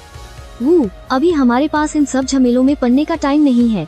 हम गाय लेकर वापस उसी चौराहे पर आ गए जहाँ से हम आए थे। वहाँ से उत्तर की तरफ करीब 7-8 किलोमीटर जाने के बाद हम फिर से पश्चिम की तरफ मुड़ गए। ये इलाका आर्मी के घेरे में नहीं था। यहाँ ओम्बी का आतंक अभी भी बेकाबू था। कभी कभार बिल्डिंग्स के सहारे छुपकर ओम्बी से लते हुए कुछ लोग दिख जाते थे। वो अलग अलग पैंतरे आमाकर ओम्बी को मारते और फिर तुरंत अपने घरों में वापस दुबक जाते। थोड़ा आराम करने के बाद वे फिर बाहर आते और ओम्बी को मारने का मौका ढूंढते। हर कोई इस खौफनाक दुनिया में इंदा रहने के लिए अपनी जान लगा रहा था, लेकिन मेरे हाथ एक बहुत ही शानदार चीज लग गई थी। ये गप की ऑफ रोड गाड़ी। ये किसी सिविलियन बख्तरबंद गाड़ी से कम नहीं थी, बस इसमें नेविगेशन सिस्टम की कमी थी। ये तो बिल्कुल मेरे सपनों की गाड़ी थी। एक नौजवान ने इस मेंगशी कार के दरवाजे में एक छेद कर रखा था। फिर वो गाड़ी के अंदर घुस गया और उस छेद से एक भाला बाहर निकालकर हमला करने वाले ओम्बी को घूंपने लगा। हालांकि सीधा सिर पर निशाना लगाना बहुत मुश्किल था, लेकिन धीरे धीरे करके वो कुछ ओम्बी को मारने में कामयाब हो ही गया। मैंने अपना बाहर ट्रक इस डोंगफिंग मेंगशी के ठीक बगल में रोका और आउचिंग के साथ नीचे कूद पा। मैंने अपनी ड्रैगन मैन फॉर्म एक्टिवेट की और मेरे हाथों में मौजूद ये मोटा और भारी बेसबॉल बैट तबाही मचाने के लिए काफी था। ये बैट बहुत काम का है। भले ही मेरे पास अब इतने पॉइंट्स हैं कि मैं एक तेज धार वाली तलवार खरीद सकता हूँ, फिर भी मैं इसी बैट का इस्तेमाल कर रहा हूँ। उधर कार के अंदर दुबके हुए उस लड़के ने जब अचानक अपने बगल में एक बड़ा सा ट्रक रुकते देखा तो उसकी सांसें हलक में अटक गईं। अरे बाप रे, चिंगलोंग बॉस! क्या चिंगलोंग बॉस भी मुझे लूटने वाले हैं? हाँ। जब तक वो अपने दिमाग में ये उल्टे सीधे ख्याल पका रहा था, मैंने वहाँ मौजूद सभी ओम्बी का सफाया कर दिया था और फिर मैंने उसकी गाड़ी का शीशा खटखटाया। बख्तरबंद गाड़ी में बैठे उस लड़के ने डरते हुए धीरे से दरवाजा खोला। वो अच्छी तरह जानता था कि अगर ये चिंगलोंग बॉस चाहे तो उसकी गाड़ी के परखचे आसानी से उभा सकता है, इसलिए चुपचाप साथ मिलकर काम करना ही बेहतर है। एक ट्रक, आधा ट्रक भरा हुआ डीजल, और मुझे तुम्हारी यह गाड़ी चाहिए। एक ट्रक और आधे ट्रक डीजल के बदले में मेरी मेंगशी गाड़ी। मुझे लगा था कि ये सीधे लूट लेगा, पर ये तो बराबरी का सौदा कर रहा है। वैसे भी गाड़ी बदलने के बाद ट्रक तो कोई चलाकर ले नहीं जा सकता, तो क्यों न इसे सौदे में ही इस्तेमाल कर लिया जाए। और जहाँ तक डीजल की बात है, मैं भी सारा अपने साथ नहीं ले जा सकता। वो बेवकूफ नहीं है, मेरी चाल वो झट से समझ गया। ये तो बिना कुछ लगाए सब कुछ हथियाना चाहता है। मुझे कुछ नहीं चाहिए, बस आप मुझे अपने साथ ले चलो। ये गाड़ी मैं आपको गिफ्ट कर दूंगा। पिछले 2 दिनों से इस तबाही में जिंदा रहने के बाद उसे इस प्रलय का खौफ अच्छे से समझ आ गया है। अब अगर कोई ताकतवर इंसान मिल रहा है तो उसका साथ पकड़ने में कैसी देरी। मेरी तो बोलती ही बंद हो गई। कितना बेशर्म है ये बंदा। मुझे और भी काम है, मैं तुम्हें साथ नहीं ले जा सकता। एक काम करते हैं, 30 पॉइंट्स तुम्हारे लिए 3 रंगों वाली हॉकी की तकनीक लेने के लिए काफी होंगे। अरे बॉस, मुझे अपने साथ ले चलो ना। मैंने जंगल में जिंदा रहने की ट्रेनिंग ली है, मैं बहुत कुछ कर सकता हूँ। मुझे साथ ले लो ना।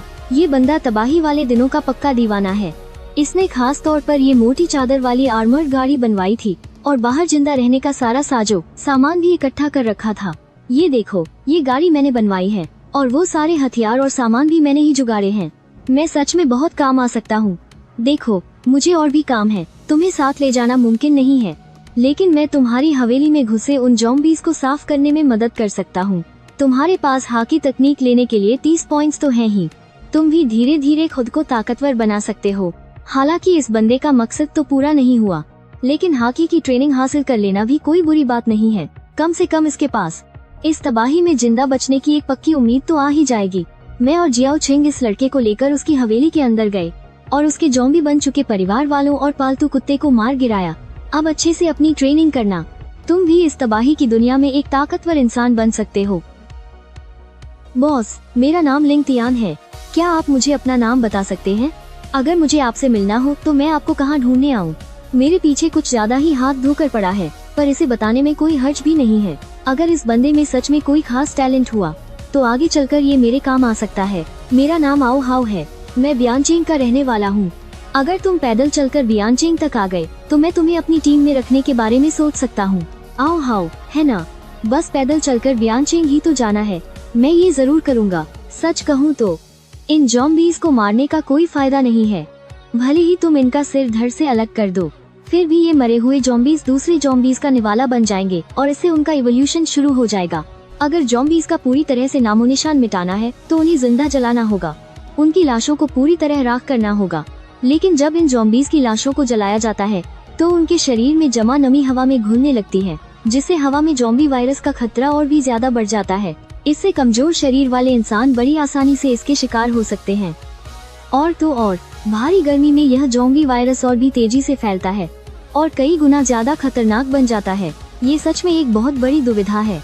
इससे बचने का इकलौता तरीका हॉकी की ट्रेनिंग लेना है। इस तकनीक में अपने शरीर को लोहे जैसा मजबूत बनाया जाता है। जब शरीर अपनी सबसे ताकतवर हद तक पहुंच जाता है तो फिर न ज़ॉम्बी वायरस का कोई डर रहता है और न ही ज़ॉम्बीज का। बाकी सारे तरीके बस थोड़ी देर का ही इलाज है। काश तुम्हारी इन्वेंट्री का स्पेस थोड़ा और बड़ा होता तो हम ये सारा डीजल अपने साथ ले जा सकते थे। अब हमारे पास ईंधन बहुत कम है तो हमारी तलाश करने की सीमा भी कम हो गई है। तुम्हें क्या लगता है कि मैं ऐसा नहीं चाहता?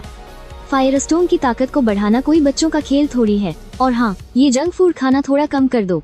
थकने पर ईश्वरीय दुकान से एक रसीला मांस ले लेना, इससे शरीर को बहुत अच्छी ताकत मिल जाती है।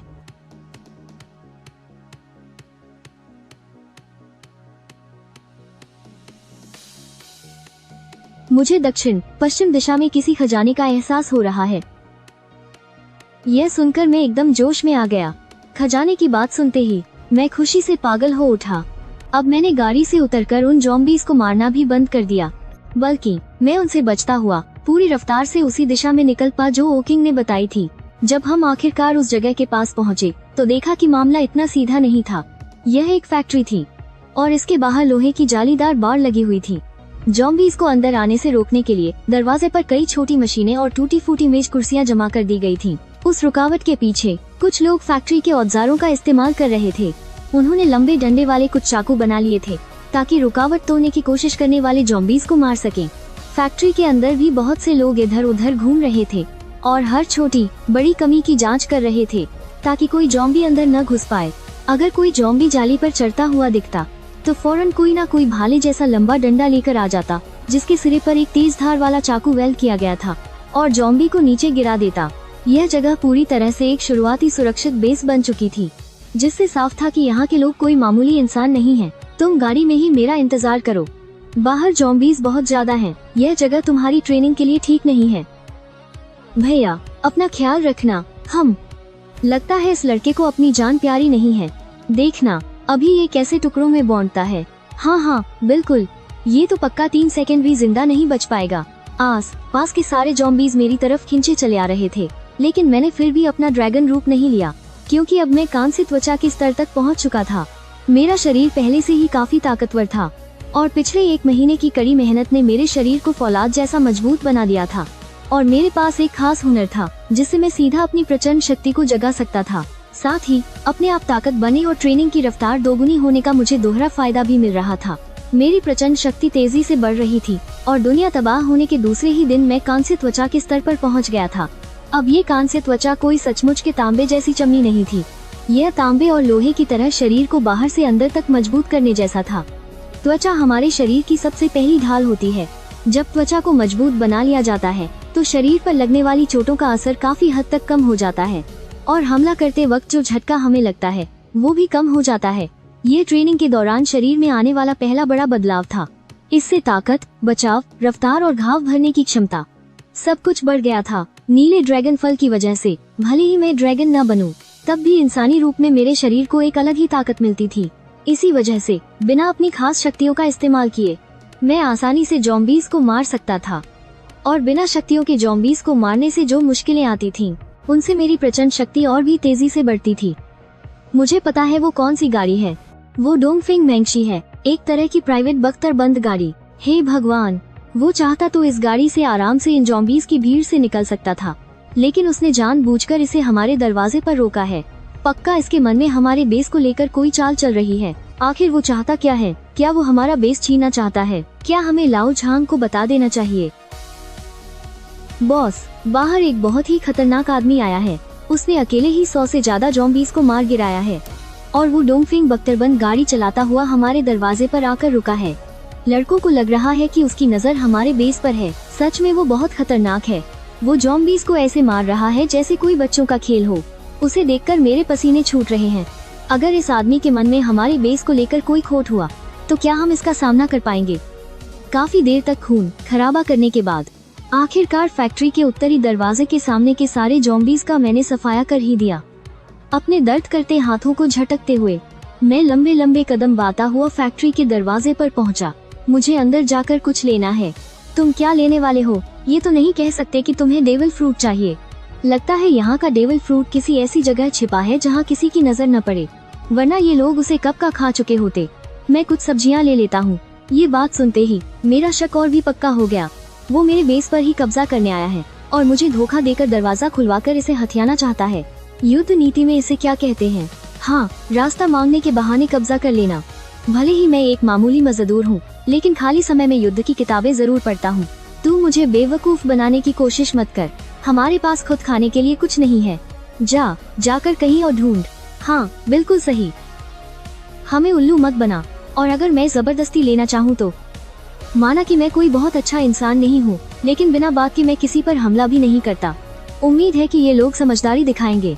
साले, हम इतने सारे हैं, क्या हम तुझसे डर जाएंगे? हिम्मत है तो अंदर आ जा। देखते हैं कौन किससे डरता है। क्या तुझे लगा कि तू हमें डरा देगा? हम तेरा ही इंतजार कर रहे हैं। जरा मैं भी तो देखूं तू क्या उखाड़ लेगा।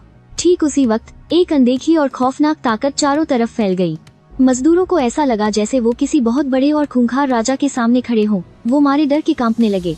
कुछ लोग तो धड़ाम से घुटनों के बल गिर पड़े और जो सबसे ज्यादा डरपोक थे वो तो सीधे बेहोश ही हो गए। सिर्फ बूढ़ा झांग और उसके कुछ साथी, जिन्होंने ट्रेनिंग शुरू कर दी थी, वही मेरी आंखों में आंखें डाल पा रहे थे। ये पक्का कॉन्करस हाकी है। हाँ, कॉन्करस हाकी। बॉस, उसे अंदर आने दो। अगर वो हमारा लीडर बन भी जाए तो इसमें कोई बेइज्जती नहीं है। हाँ बिल्कुल, ताकतवर ही राज करता है, इसमें कोई शर्म की बात नहीं है। अपनी हाकी रिलीज करने के बाद मेरा उनसे आगे बात करने का कोई इरादा नहीं था। ये बस वक्त की बर्बादी थी। मेरे हाथ में पकड़े बेसबॉल बैट पर एक काली चमक आ गई थी। मैंने जोर से एक वार किया और मजदूरों की इतनी मेहनत से बनाई गई रुकावट एक झटके में टूटकर बिखर गई। बूढ़े झांग ने अपना हथियार कसकर पकड़ लिया, लेकिन उसकी हमला करने की हिम्मत नहीं हुई। वो सोच रहा होगा कि उसका सिर जॉम्बी से ज्यादा मजबूत है या नहीं। शियाओ चिंग, इधर आओ। मेरी आवाज सुनते ही आओ चिंग ने तुरंत चाबी निकाली। वो गाड़ी से कूदी और खुशी से उछलती कूदती मेरे पास दौड़कर आ गई। वो अपनी प्यारी सी नाक से सूंघते हुए मुझे गोदाम के पीछे की तरफ ले गई।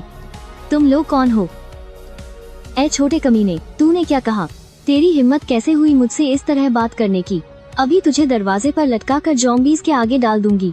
ओहो, साथ में एक खूबसूरत सी बच्ची भी लेकर आया है। इसे किस क्लब से उठा लाया? हमारे कारखाने के लड़कों के साथ इसे बड़ा मजा आएगा। उसने जुयान को मार डाला। मैं तुझे जिंदा नहीं छोड़ूंगा। भाइयों, एक साथ हमला करो। हमारी औरत की बेइज्जती हुई है। इस कमीने को जिंदा मत छोड़ना। अगर कोई मुझे गाली दे तो शायद मैं कुछ न करूं, लेकिन अगर कोई मेरे परिवार को कुछ कहेगा तो मैं उसकी जान लेकर ही मानूंगा। शियाओ चिंग, कई बार इंसानों का काला दिल इन खूंखार जॉम्बीज से भी ज्यादा भयानक होता है। अब तुम जॉम्बीज को तो बिना डरे मार सकती हो, लेकिन क्या तुम किसी इंसान को मार सकती हो? दुनिया के नियम अब खत्म हो चुके हैं। अगर कोई तुम्हें सताए या बेइज्जत करे तो उसे ऐसा सबक सिखाओ जो वो मरते दम तक याद रखे। अगर इस तबाह हुई दुनिया में जिंदा रहना है तो ये फालतू की दया दिखाना छोड़ दो। अगर कोई मुझसे पंगा नहीं लेता तो मैं भी उसे कुछ नहीं कहता, लेकिन अगर किसी ने मुझसे पंगा लिया, चाहे वो कितनी भी दूर हो, मैं उसे मार कर ही दम लूंगा। वो एक डेविल फ्रूट यूजर है। मुझे माफ कर दो प्लीज, मुझे मत मारो। मैं तुम्हारे हाथ जोता हूँ। हमें जाने दो, हमने कुछ नहीं किया है। शियाओ चिंग, इन नियमों को भूल जाओ। हमें दुश्मनों को जद से उखा फेंकना होगा। जब दुश्मनी मोल ले ही ली है तो उनका नामो निशान ही मिटा देना चाहिए ताकि कोई खतरा न बचे। भैया, जिसने आपको बुरा भला कहा था वो तो मारा गया ना। ये लोग तो बेसूर हैं, इन्हें जाने दो ना।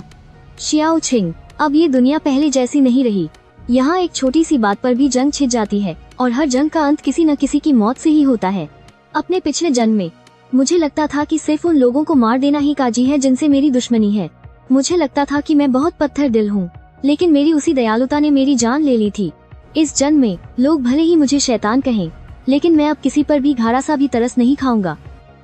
आओ चिंग को जिस जगह का एहसास हुआ था हम वहाँ पहुँचे। ये एक फैक्ट्री की कैंटीन का ऊट गोडाउन था।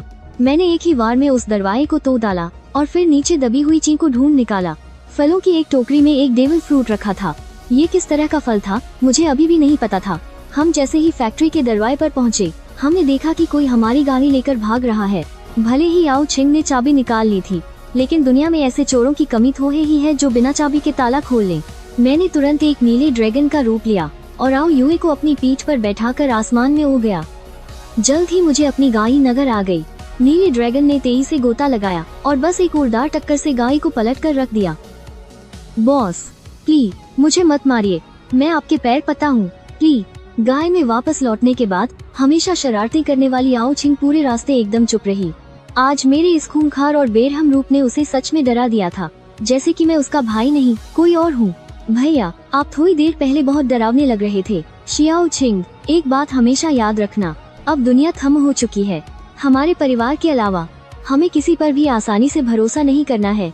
भैया क्या आपका पुनर्जन्म हुआ है? अरे यार क्या मुझसे कोई चूक हो गई? ये लकी अचानक ऐसा क्यों बोल रही है? आपने पागलों की तरह ढेर सारा खाना जमा किया और माँ से भी कहा कि वो छुट्टी लेकर मुझे घर ले आएं। आप इतने पक्के तौर पर कह रहे थे, आपको जरूर पहले से सब पता था। और जब से आप घर वापस आए हैं ना, मुझे आप बिल्कुल अजनबी जैसे लग रहे हैं, जैसे कि आप कोई और ही इंसान हो।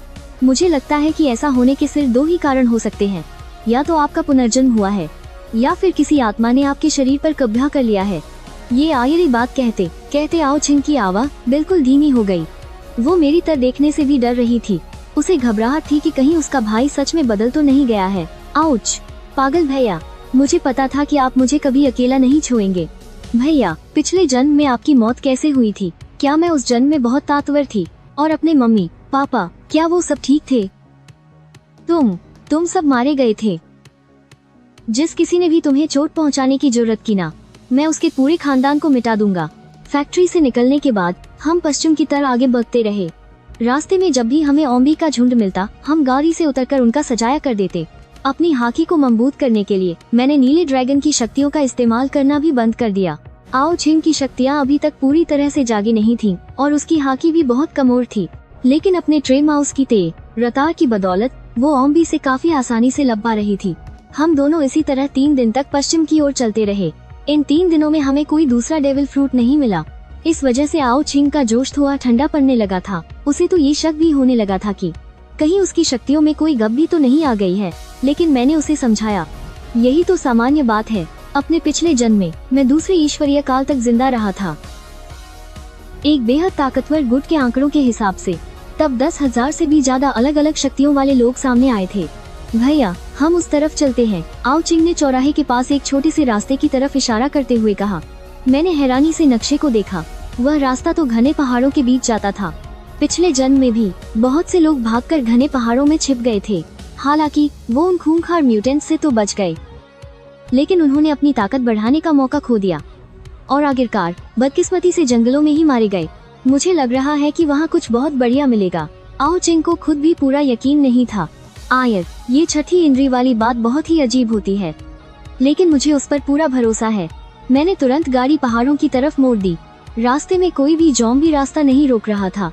गाड़ी पूरी रफ्तार से हवा से बातें करते हुए दौड़ रही थी। आओ छिंग ने अपने पैर डैशबोर्ड पर टिका रखे थे और मेज से पैर हिलाते हुए स्नैक्स खा रही थी और ईश्वरीय स्पेस में वीडियो और पोस्ट स्क्रॉल कर रही थी। हाँ, ये कितना मजेदार है।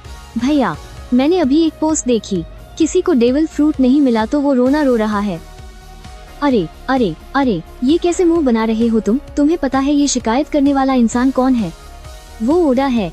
हे हाँ, ओडा बुढ़ा तो पक्का गुस्से से उबल रहा होगा। हाँ, तुम्हें पता नहीं, ये पोस्ट अब ईश्वरीय स्पेस में पागलों की तरह वायरल हो रही है। कुछ लोग तो चाहते हैं कि ओडा उन्हें हाकी की तकनीक सिखाए, लेकिन ओडा ने कहा अरे भाई मैं तो बस एक मामूली सा चित्रकार हूँ, मुझे खा की आती है। हाँ, जरा पिछले जन्म के बारे में सोचो। मुझे याद आ रहा है कि ओडा सच में कुछ खास नाम नहीं कमा पाया था। भले ही ईश्वरीय वरदान ने उसी की रची हुई दुनिया का इस्तेमाल किया हो, लेकिन अब उसका असली लेखक से कोई लेना देना नहीं था। आसमान को धीरे धीरे काला होते देख मैंने गाड़ी सड़क किनारे रोककर रात भर आराम करने का फैसला किया।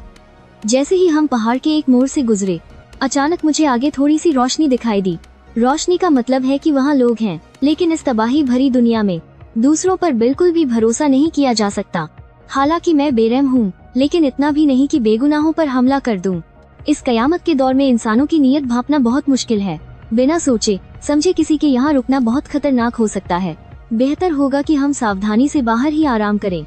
मैंने गाड़ी सड़क किनारे रोक दी। उस दूर की रोशनी के सहारे ही हमने यहीं रात बिताने का फैसला किया। आओ ये ने गाड़ी के पीछे से कैंपिंग का सामान निकाला और वहीं पर एक बड़ा सा टेंट लगा दिया। माना कि ये तबाह हो चुकी दुनिया बहुत खतरनाक है, लेकिन मेरी खास देखभाल में आओ चिंग को बिल्कुल डर नहीं लग रहा था, बल्कि उसे तो इसमें एक अलग ही मजा और रोमांच आ रहा था। भैया क्या हुआ? ये दहाड़ है। दहाड़? कैसी दहाड़? दहाड़ का मतलब है जॉम्बी की गुस्से भरी चीख। लेकिन भैया, आपने जॉम्बी को दहाड़ते हुए कब सुन लिया? जॉम्बी तो आवाज नहीं कर सकते ना। जॉम्बी का शरीर सड़ा हुआ होता है, उनके वोकल कॉर्ड्स भी गल चुके होते हैं, इसीलिए वो आवाज नहीं निकाल सकते। लेकिन जैसे जैसे जॉम्बी इवॉल्व होते हैं, उनका शरीर धीरे धीरे खुद को ठीक करने लगता है और उनमें शरीर के बुनियादी काम करने की ताकत वापस आ जाती है, जैसे कि बोलना। लेकिन आवाज निकालने के लिए उनका कम से कम एक स्टार जॉम्बी होना जरूरी है। एक स्टार?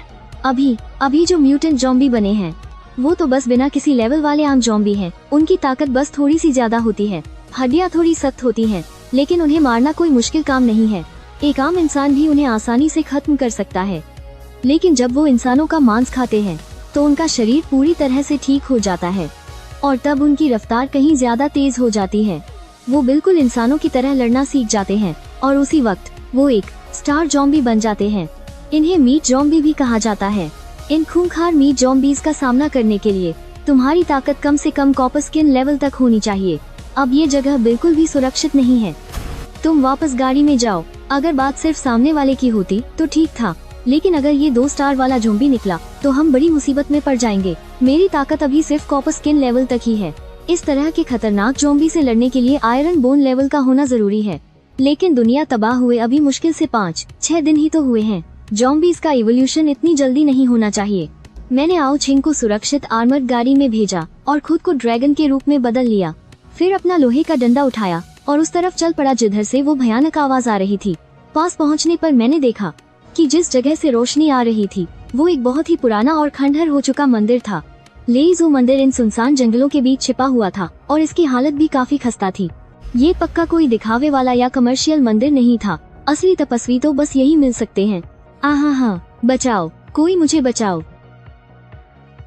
राक्षस, हाँ, ये सुनकर मेरा तो दिमाग ही खराब हो गया। इतना हट्टा कट्टा इंसान और अंदर से इतना डरपोक। मैंने मंदिर के अंदर कदम रखा ही था कि तभी मुख्य हॉल की पुरानी दीवार एक जोरदार धमाके के साथ गिर पड़ी। वहाँ एक बूढ़ा आदमी था जिसकी त्वचा बिल्कुल काली पड़ चुकी थी और उसने तपस्वियों वाले कपड़े पहने हुए थे। वो पागलों की तरह एक इंसान पर झपटकर उसे नोच रहा था। जमीन पर पहले से ही कई बेगुनाहों की लाशें बिखरी पड़ी थीं। वो नजारा सच में बहुत खौफनाक था। आवाज सुनकर उस बूढ़े तपस्वी ने पीछे मुड़कर मेरी तरफ देखा। जैसे ही मेरी नजरें उसकी आंखों से मिली, मेरे दिल ने कहा, गड़बड़ है, ये कोई नॉर्मल ज़ॉम्बी नहीं है, ये तो एक जियांगशी है। शिकार को खाते वक्त भी उस बूढ़े के हाथ पैर बिल्कुल सीधे और अकड़े हुए थे। उसके सूखे हुए हाथों में लंबे लंबे नुकीले नाखून थे और मुंह में 4 खतरनाक नुकीले दांत। ये सारे लक्षण एक जियांगशी के ही होते हैं। जब एक नॉर्मल ज़ॉम्बी अपने इवोल्यूशन के अगले लेवल पर पहुंचता है तो वो भारी मात्रा में वायरस का इस्तेमाल करके अपने शरीर को लोहे जैसा बना लेता है। इस वजह से सारा वायरस उसके शरीर में ही जमा हो जाता है बिना पचे हुए। यही जमा हुआ वायरस उनके शरीर को एकदम कड़क कर देता है, लेकिन साथ ही उन्हें तांबे और लोहे जैसी ढाल भी दे देता है। इन्हें मारना बहुत मुश्किल होता है। शुक्र है कि इनकी कमजोरी अभी भी इनका सिर ही होता है। अगर इनका सिर काट दिया जाए या कुचल दिया जाए तो ये मर जाते हैं। साला, इतनी सुनसान जगह पर इसे इवॉल्व होने के लिए इतना सारा वायरस आखिर मिला कहाँ से? उस बूढ़े ज़ॉम्बी ने आधा खाया हुआ शरीर जमीन पर फेंका और हवा में छलांग लगाते हुए सीधा मेरी तरफ झपटा। उसका शरीर भले ही अकड़ा हुआ था, लेकिन सिर्फ एक ही छलांग में वो मेरे बिल्कुल सामने आ पहुंचा। मैंने खुद को बचाने के लिए तुरंत अपना बेसबॉल बैट आगे कर दिया। ज़ॉम्बी ने उस पर जोर से दांत गड़ा दिए और मेरे बैट पर उसके 4 दांतों के गहरे निशान छप गए। मैंने भी पलटवार करते हुए उसके मुंह पर अपने ड्रैगन की जोरदार गर्म भाप छोड़ दी, लेकिन इससे सिर्फ उसके बाल और कपड़े ही जले। उसकी चमड़ी थोड़ी सी काली जरूर पड़ी, पर उसे कोई खास नुकसान नहीं हुआ। वो बूढ़ा ज़ॉम्बी गुस्से से दहाड़ा और अपने नुकीले नाखूनों से मुझ पर दोबारा हमला कर दिया। Thunder bagua. हालांकि मुझे हॉकी का इस्तेमाल करना नहीं आता, लेकिन बिजली से चमकता हुआ मेरा बेसबॉल बैट सच में किसी थंडर बागुआ वाले हमले से कम नहीं लग रहा था। एक जोरदार धमाके और फिर हड्डियों के टूटने की हल्की सी आवाज आई। मेरा स्पेशल ऑर्डर पर बना भारी और मोटा बेसबॉल बैट बीच में से ही टूटकर 2 टुकड़ों में बौंध गया। और इस इतने दमदार हमले का नतीजा क्या निकला? सिर्फ इतना कि उसकी खोपड़ी पर एक मामूली सी दरार ही आ पाई थी। वो ज़ॉम्बी एक बार फिर से जोर से गुर्राया और अपने बदबूदार नुकीले दांतों से मेरी गर्दन को नोचने के लिए आगे बढ़ा। भाई छिंग, जल्दी से जमीन के नीचे छिप जाओ। जब तक मैं इसे मार न दूं, तब तक बाहर मत आना। मुझे लगा था कि ये कोई नॉर्मल ज़ॉम्बी होगा, पर किसे पता था कि ये 2 स्टार लेवल का खतरनाक ज़ॉम्बी निकलेगा। इस तरह के ज़ॉम्बीज़ में बेतहाशा ताकत होती है। इनका शरीर तांबे और लोहे जितना सख्त होता है। इंसानों की बनाई हुई आर्मर्ड गाड़ियाँ भी अब इसका वॉर नहीं झेल सकती। आओ छिंग भी समझ गया था कि वो कोई मदद नहीं कर सकता, इसलिए वो तुरंत एक खजांची चूहे में बदल गया और तेजी से जमीन के नीचे छिप गया। इस वक्त मेरी सांसें फूल रही थीं। लगातार 2 बार हॉट ब्रेथ और बिजली का जबरदस्त इस्तेमाल करने की वजह से मेरी बहुत सारी ऊर्जा छिन गई थी और अभी पड़े उस जोरदार वार ने तो मेरे शरीर के अंदर तक झकझोर कर रख दिया था, जिससे मेरा खून खौलने लगा था। तभी उस ज़ॉम्बी तांत्रिक ने एक और छलांग लगाई और तेजी से मेरे करीब आ गया। उसकी 10 काली और सूखी उंगलियां किसी खूंखार पंजों की तरह सीधे मुझे चीरने के लिए आगे बढ़ी। मैंने जोर से एक दहाड़ लगाई और अपने ड्रैगन के पंजों से उस ज़ॉम्बी की कलाइयों को जकड़ लिया। हम दोनों के बीच जबरदस्त जोर आजमाइश शुरू हो गई। हालांकि ये ज़ॉम्बी अब लेवल 2 का हो चुका था, जिसे हराने के लिए आमतौर पर एक फौलादी शरीर वाले योद्धा की जरूरत होती है, तभी कोई इसका मुकाबला कर सकता था। लेकिन नीले ड्रैगन की शक्ति से मजबूत हुए अपने इस शरीर के दम पर मैं उस ज़ॉम्बी को कड़ी टक्कर दे रहा था। हम दोनों ही अपनी पूरी ताकत झोंक रहे थे। उस ज़ॉम्बी ने एक बार फिर अपना सिर आगे किया तो मैंने भी मन ही मन ठान लिया और अपना सिर नीचे झुकाकर अपने सिर के ड्रैगन सींगों को सीधे उस ज़ॉम्बी के माथे पर दे मारा। मेरे ड्रैगन के सींग बहुत नुकीले थे और वो सीधे उसकी आंख के गड्ढे में जा घुसे। ज़ॉम्बी दर्द से तड़पते हुए जोर से दहाड़ा। उसके सिर पर बहुत गहरी चोट आई थी। अगर कोई आम जीव इस हमले का शिकार होता तो यकीनन उसी वक्त मारा जाता, लेकिन ज़ॉम्बी को तो दर्द महसूस ही नहीं होता। उसने अपना सिर पीछे की तरफ झटका और अपने सिर को मेरे सींगों से बाहर खींच लिया। इसके तुरंत बाद उसने एक खौफनाक दहाड़ लगाई और उसके हाथ भी हल्के से मुड़ गए। ये देखकर मेरी आंखें फटी की फटी रह गईं। ज़ॉम्बी का शरीर इसलिए अकड़ा हुआ होता है क्योंकि ज़ॉम्बी वायरस उसके शरीर में जमा हो जाता है और जब वो इस ज़ॉम्बी वायरस को पूरी तरह से सोखकर खुद में मिला लेता है तो उसका शरीर फिर से लचीला हो जाता है।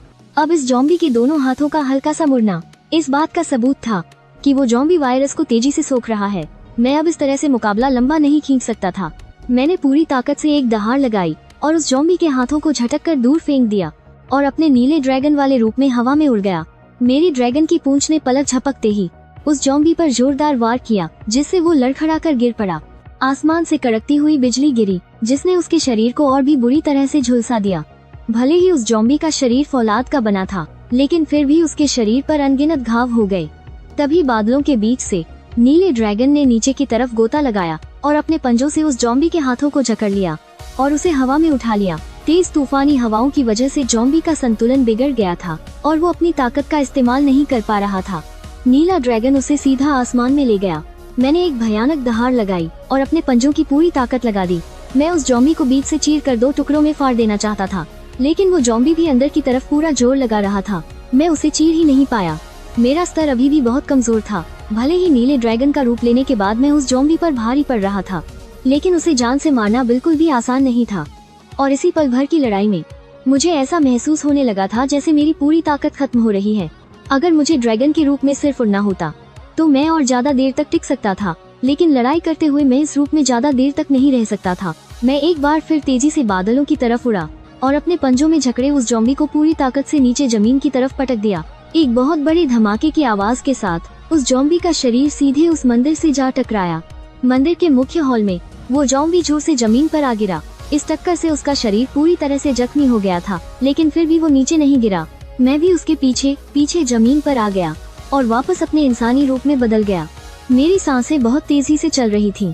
ये पहली बार था जब मैंने अपनी पूरी ताकत के साथ नीले ड्रैगन के रूप में लड़ाई की थी। बेशक ये रूप बहुत ताकतवर है, लेकिन मेरे अभी के स्तर के हिसाब से इसे संभालना मेरे लिए बहुत मुश्किल हो रहा था। कैदो इसलिए इतना ताकतवर था क्योंकि वो अकेले ही किसी भी पूरे देश को तबाह करने की ताकत रखता था। अज्यू ड्रैगन फ्रूट तो बस सोने पर सुहागा है और मैं पूरी तरह से इसी की ताकत के भरोसे लड़ रहा हूँ। जमीन आसमान का फर्क है। तुम्हारा भाई अब दावत उड़ाएगा। मेरी ताकत थोड़ी वापस आ गई है और वो ज़ॉम्बी बाबा भी फिर से उठ खड़ा हुआ है। मैंने फिर से अपना आधा इंसान और आधा जानवर वाला रूप ले लिया और अपने ड्रैगन के पंजों पर आर्मामेंट हाकी लपेटकर उस ज़ॉम्बी से भिड़ गया। आर्मामेंट हाकी और ड्रैगन के स्किल्स, इन दोनों की ढाल मुझे उस ज़ॉम्बी वायरस से पूरी तरह बचा सकती है, लेकिन अगर ऐसे ही लड़ता रहा तो मैं थक कर मारा जाऊंगा। मुझे एक हथियार चाहिए। एक और जोरदार टक्कर के बाद मैं तेजी से पीछे हट गया, पर इस वक्त गॉड गिफ्ट स्पेस में जाकर हथियार निकालने का बिल्कुल भी समय नहीं था और एओ किंग के पास भी इतने पॉइंट्स नहीं थे। मैं बस कोई तरकीब सोच ही रहा था कि तभी मेरी नजर मूर्ति के टूटे हुए टुकड़ों के पास गिरी। एक लोहे की छड़ पर पड़ी। मुझे अचानक याद आया कि ये थंडर गॉड का मंदिर है और ये बांस जैसी दिखने वाली लोहे की छड़ उसी थंडर गॉड की मूर्ति के हाथ में मौजूद वो स्टील का कोड़ा है। मैं झपट कर वहाँ पहुँचा और उस भारी स्टील के कोड़े को जमीन से उठा लिया। मूर्ति काफी बड़ी थी, इसलिए ये कोड़ा भी बहुत मोटा और लंबा था। आमतौर पर ऐसे कोड़े 80 सेंटीमीटर से ज्यादा लंबे नहीं होते, लेकिन ये तो पूरा 1 मीटर 20 सेंटीमीटर लंबा था और कहीं ज्यादा मजबूत भी। हाथ में पकड़ने पर ये काफी भारी लग रहा था, पर मेरी अभी की ताकत के हिसाब से इस्तेमाल करने के लिए ये एकदम सही था। मैंने जैसे ही उस कोड़े को उठाया, वो ज़ॉम्बी बाबा फिर से मुझ पर झपट पड़ा। उसका शरीर पूरी तरह से सड़ चुका था, पर उसके हमले में अभी भी वही तेजी थी। मैंने अपनी बची खुची सारी ताकत झोंक दी और सबसे खतरनाक बिजली पैदा की। बिजली और आर्मामेंट हाकी दोनों ही उस स्टील के कोड़े पर लिपट गए और मैंने उसे सीधा उस ज़ॉम्बी बाबा के सिर पर दे मारा। टक्कर इतनी जोरदार थी कि मेरी हथेली के ड्रैगन स्केल्स तक चटक गए, लेकिन मेरी इस एक चोट से उस ज़ॉम्बी बाबा के सिर के चिथड़े उड़ गए। अपना ये आखिरी और सबसे जोरदार वार करने के बाद मेरा आधा इंसान और आधा जानवर वाला रूप खत्म हो गया और मेरे हाथों से वो भारी कोड़ा छूट गया। वो जमीन पर जा गिरा और मेरा पूरा शरीर दर्द और थकान से चूर हो गया था। जमीन के नीचे छिपे यो किंग ने जब लड़ाई की आवाज बंद होते सुनी, तो वो डरते डरते दूर से बाहर निकला। मुझे जमीन पर निढाल होकर हांफते देख वो दौड़कर मेरे पास आया और मुझे खाने के लिए रसीला मीट और पीने का पानी दिया। थोड़ा आराम करने के बाद हम दोनों उस टूटे फूटे मंदिर के अंदर गए और दरवाजे के पास देखा। वो गंजा आदमी जिसे हमने शुरू में देखा था, वो लड़ाई के झटके से ही मारा जा चुका था। मंदिर में चारों तरफ टूटी हुई मूर्तियां और बिखरा हुआ सामान पड़ा था और जमीन पर कुछ लाशें भी पड़ी थीं। मंदिर के पीछे वाला हिस्सा उस बाबा के रहने की जगह थी। जब मेन हॉल गिरा था तो बस यही जगह बची रह गई थी।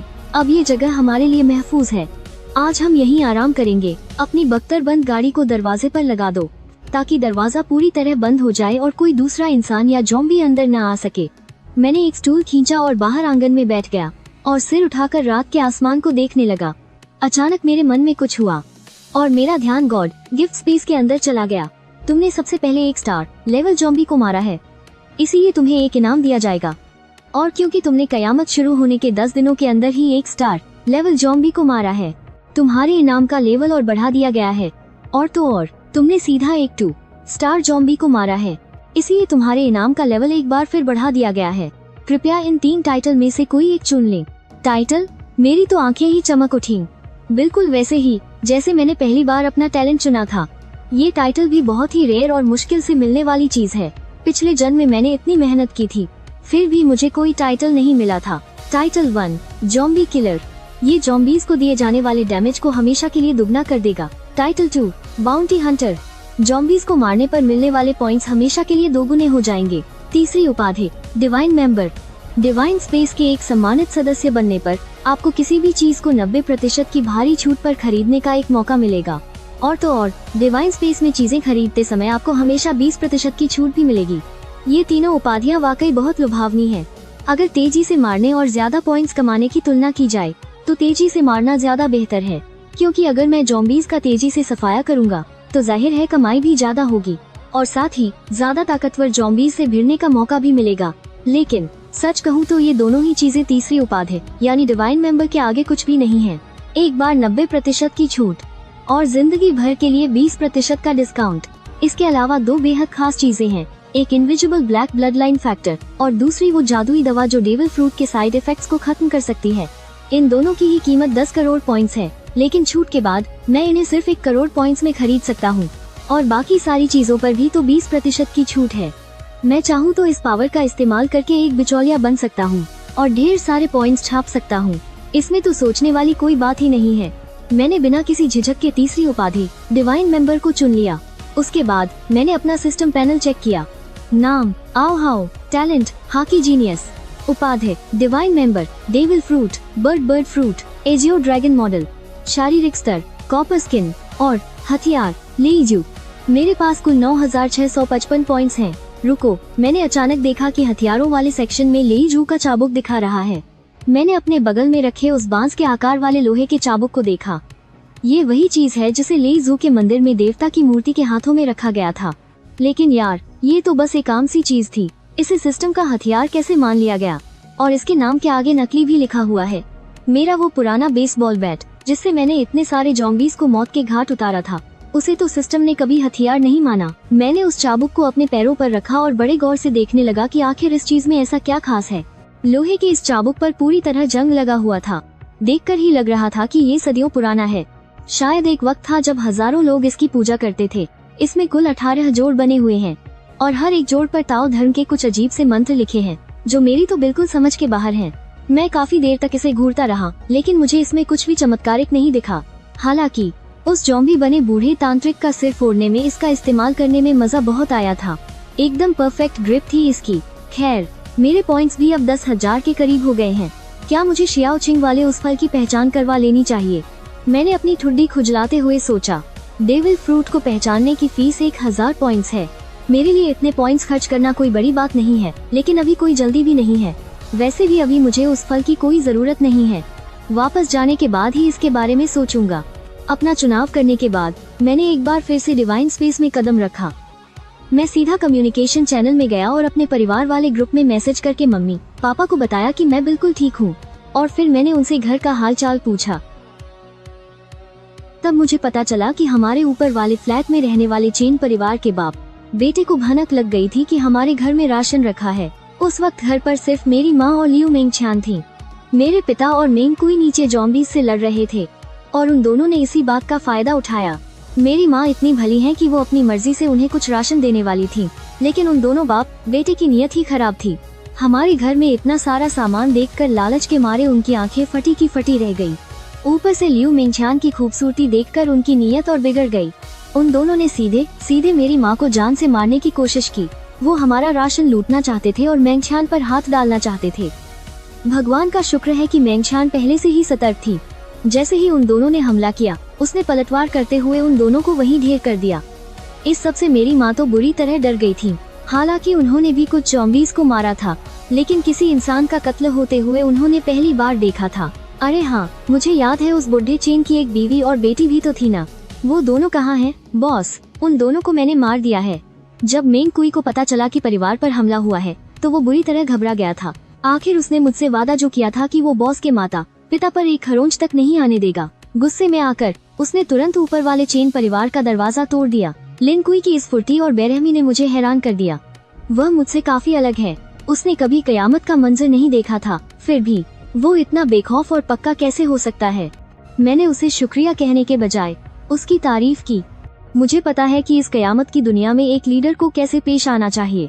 बॉस, मैंने सब अच्छे से चेक कर लिया है। इस पूरी बिल्डिंग में हमारे घर के अलावा अब कोई भी जिंदा नहीं बचा है। मैं सोच रहा हूँ कि कल कुछ सामान लाकर सीढ़ियों का रास्ता पूरी तरह बंद कर दूं, ताकि बचाव का कुछ इंतजाम हो सके। ठीक है, बस तुम अपना ध्यान रखना।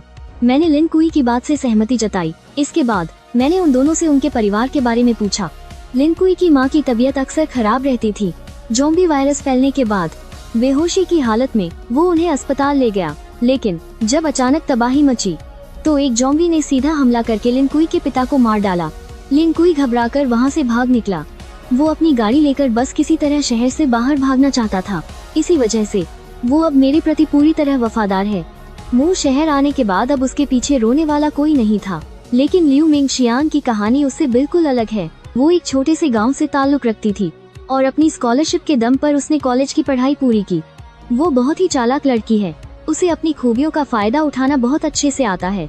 वो मर्दों से पैसे ऐंठना खूब जानती थी, पर साथ ही उन्हें खुद से दूर रखना भी उसे आता था। हाँ, बिल्कुल सही कहा। बड़ी बहन होने के नाते तुम्हारा फर्ज बनता है कि तुम हमारी मदद करो। तुम्हारे भाई की शादी होने वाली है और लड़की वालों की शर्त है कि लड़के के पास अपना घर होना ही चाहिए। तुमने ये जो नया घर खरीदा है ना, इसे चुपचाप अपने भाई के नाम पर कर दो। मैं ऐसा बिल्कुल नहीं करूँगी। अरे ओ बेशरम लड़की, इतनी कम उम्र में तू अपना घर कैसे खरीद सकती है? जरूर तूने कोई गलत काम करके ये घर लिया होगा। तू कल की छोकरी, लगता है अब तेरे पर निकल आए हैं, है ना? मैंने तुझे खिलाया पिलाया, कॉलेज की पढ़ाई करवाई, और तू मुझे इसका ये सिला दे रही है। चलो यहाँ से। और फिर जब वो लोग जबरदस्ती उस घर को अपने नाम करवाने ले जा रहे थे, तभी कयामत टूट पड़ी। वो उस अफरा तफरी में वहाँ से भाग निकली। उसे अब बिल्कुल नहीं पता कि उसके माता पिता और भाई का क्या हुआ। वैसे भी अब उसे उनके जीने या मरने से कोई फर्क नहीं पड़ता। मैंने उनसे अपने सारे रिश्ते तोड़ दिए हैं। वो जिए या मरे, मुझे अब कोई परवाह नहीं। अब से मैं सिर्फ अपने मास्टर की हूँ। मैं आपके लिए कुछ भी करने को तैयार हूँ। उसकी ये बातें सुनकर मैंने एक गहरी सांस ली। ये कयामत की दुनिया बहुत बेरहम है। अगर ये दोनों मुझसे ना टकराए होते तो अब तक शायद रास्ते में ही कहीं मारे जा चुके होते। इस कयामत के दौर में यूं घर में दुबक कर बैठे रहना शहर के बाहर भागने के मुकाबले कहीं ज्यादा सुरक्षित है। खैर, इसके बाद मैंने उन्हें अपने इस सफर में देखी सुनी सारी बातें बताई। मैंने उन्हें एक बात तफसील से बताई और उन्हें आगाह किया कि वो उन म्यूटेंट ज़ॉम्बीज़ से बचकर रहें जो अब और भी खतरनाक हो चुके हैं। कॉल खत्म करने के बाद मैंने आओए से भी थोड़ी देर बात की। फिर मैंने अपने गॉड गिवन स्पेस में चेक किया कि कम्युनिकेशन चैनल पर कोई नई खबर आई है या नहीं, और फिर मैं गहरी नींद में सो गया। उधर दाऊवादी मंदिर के बाहर एक छोटी सी परछाई चुपके से उभरी। मास्टर,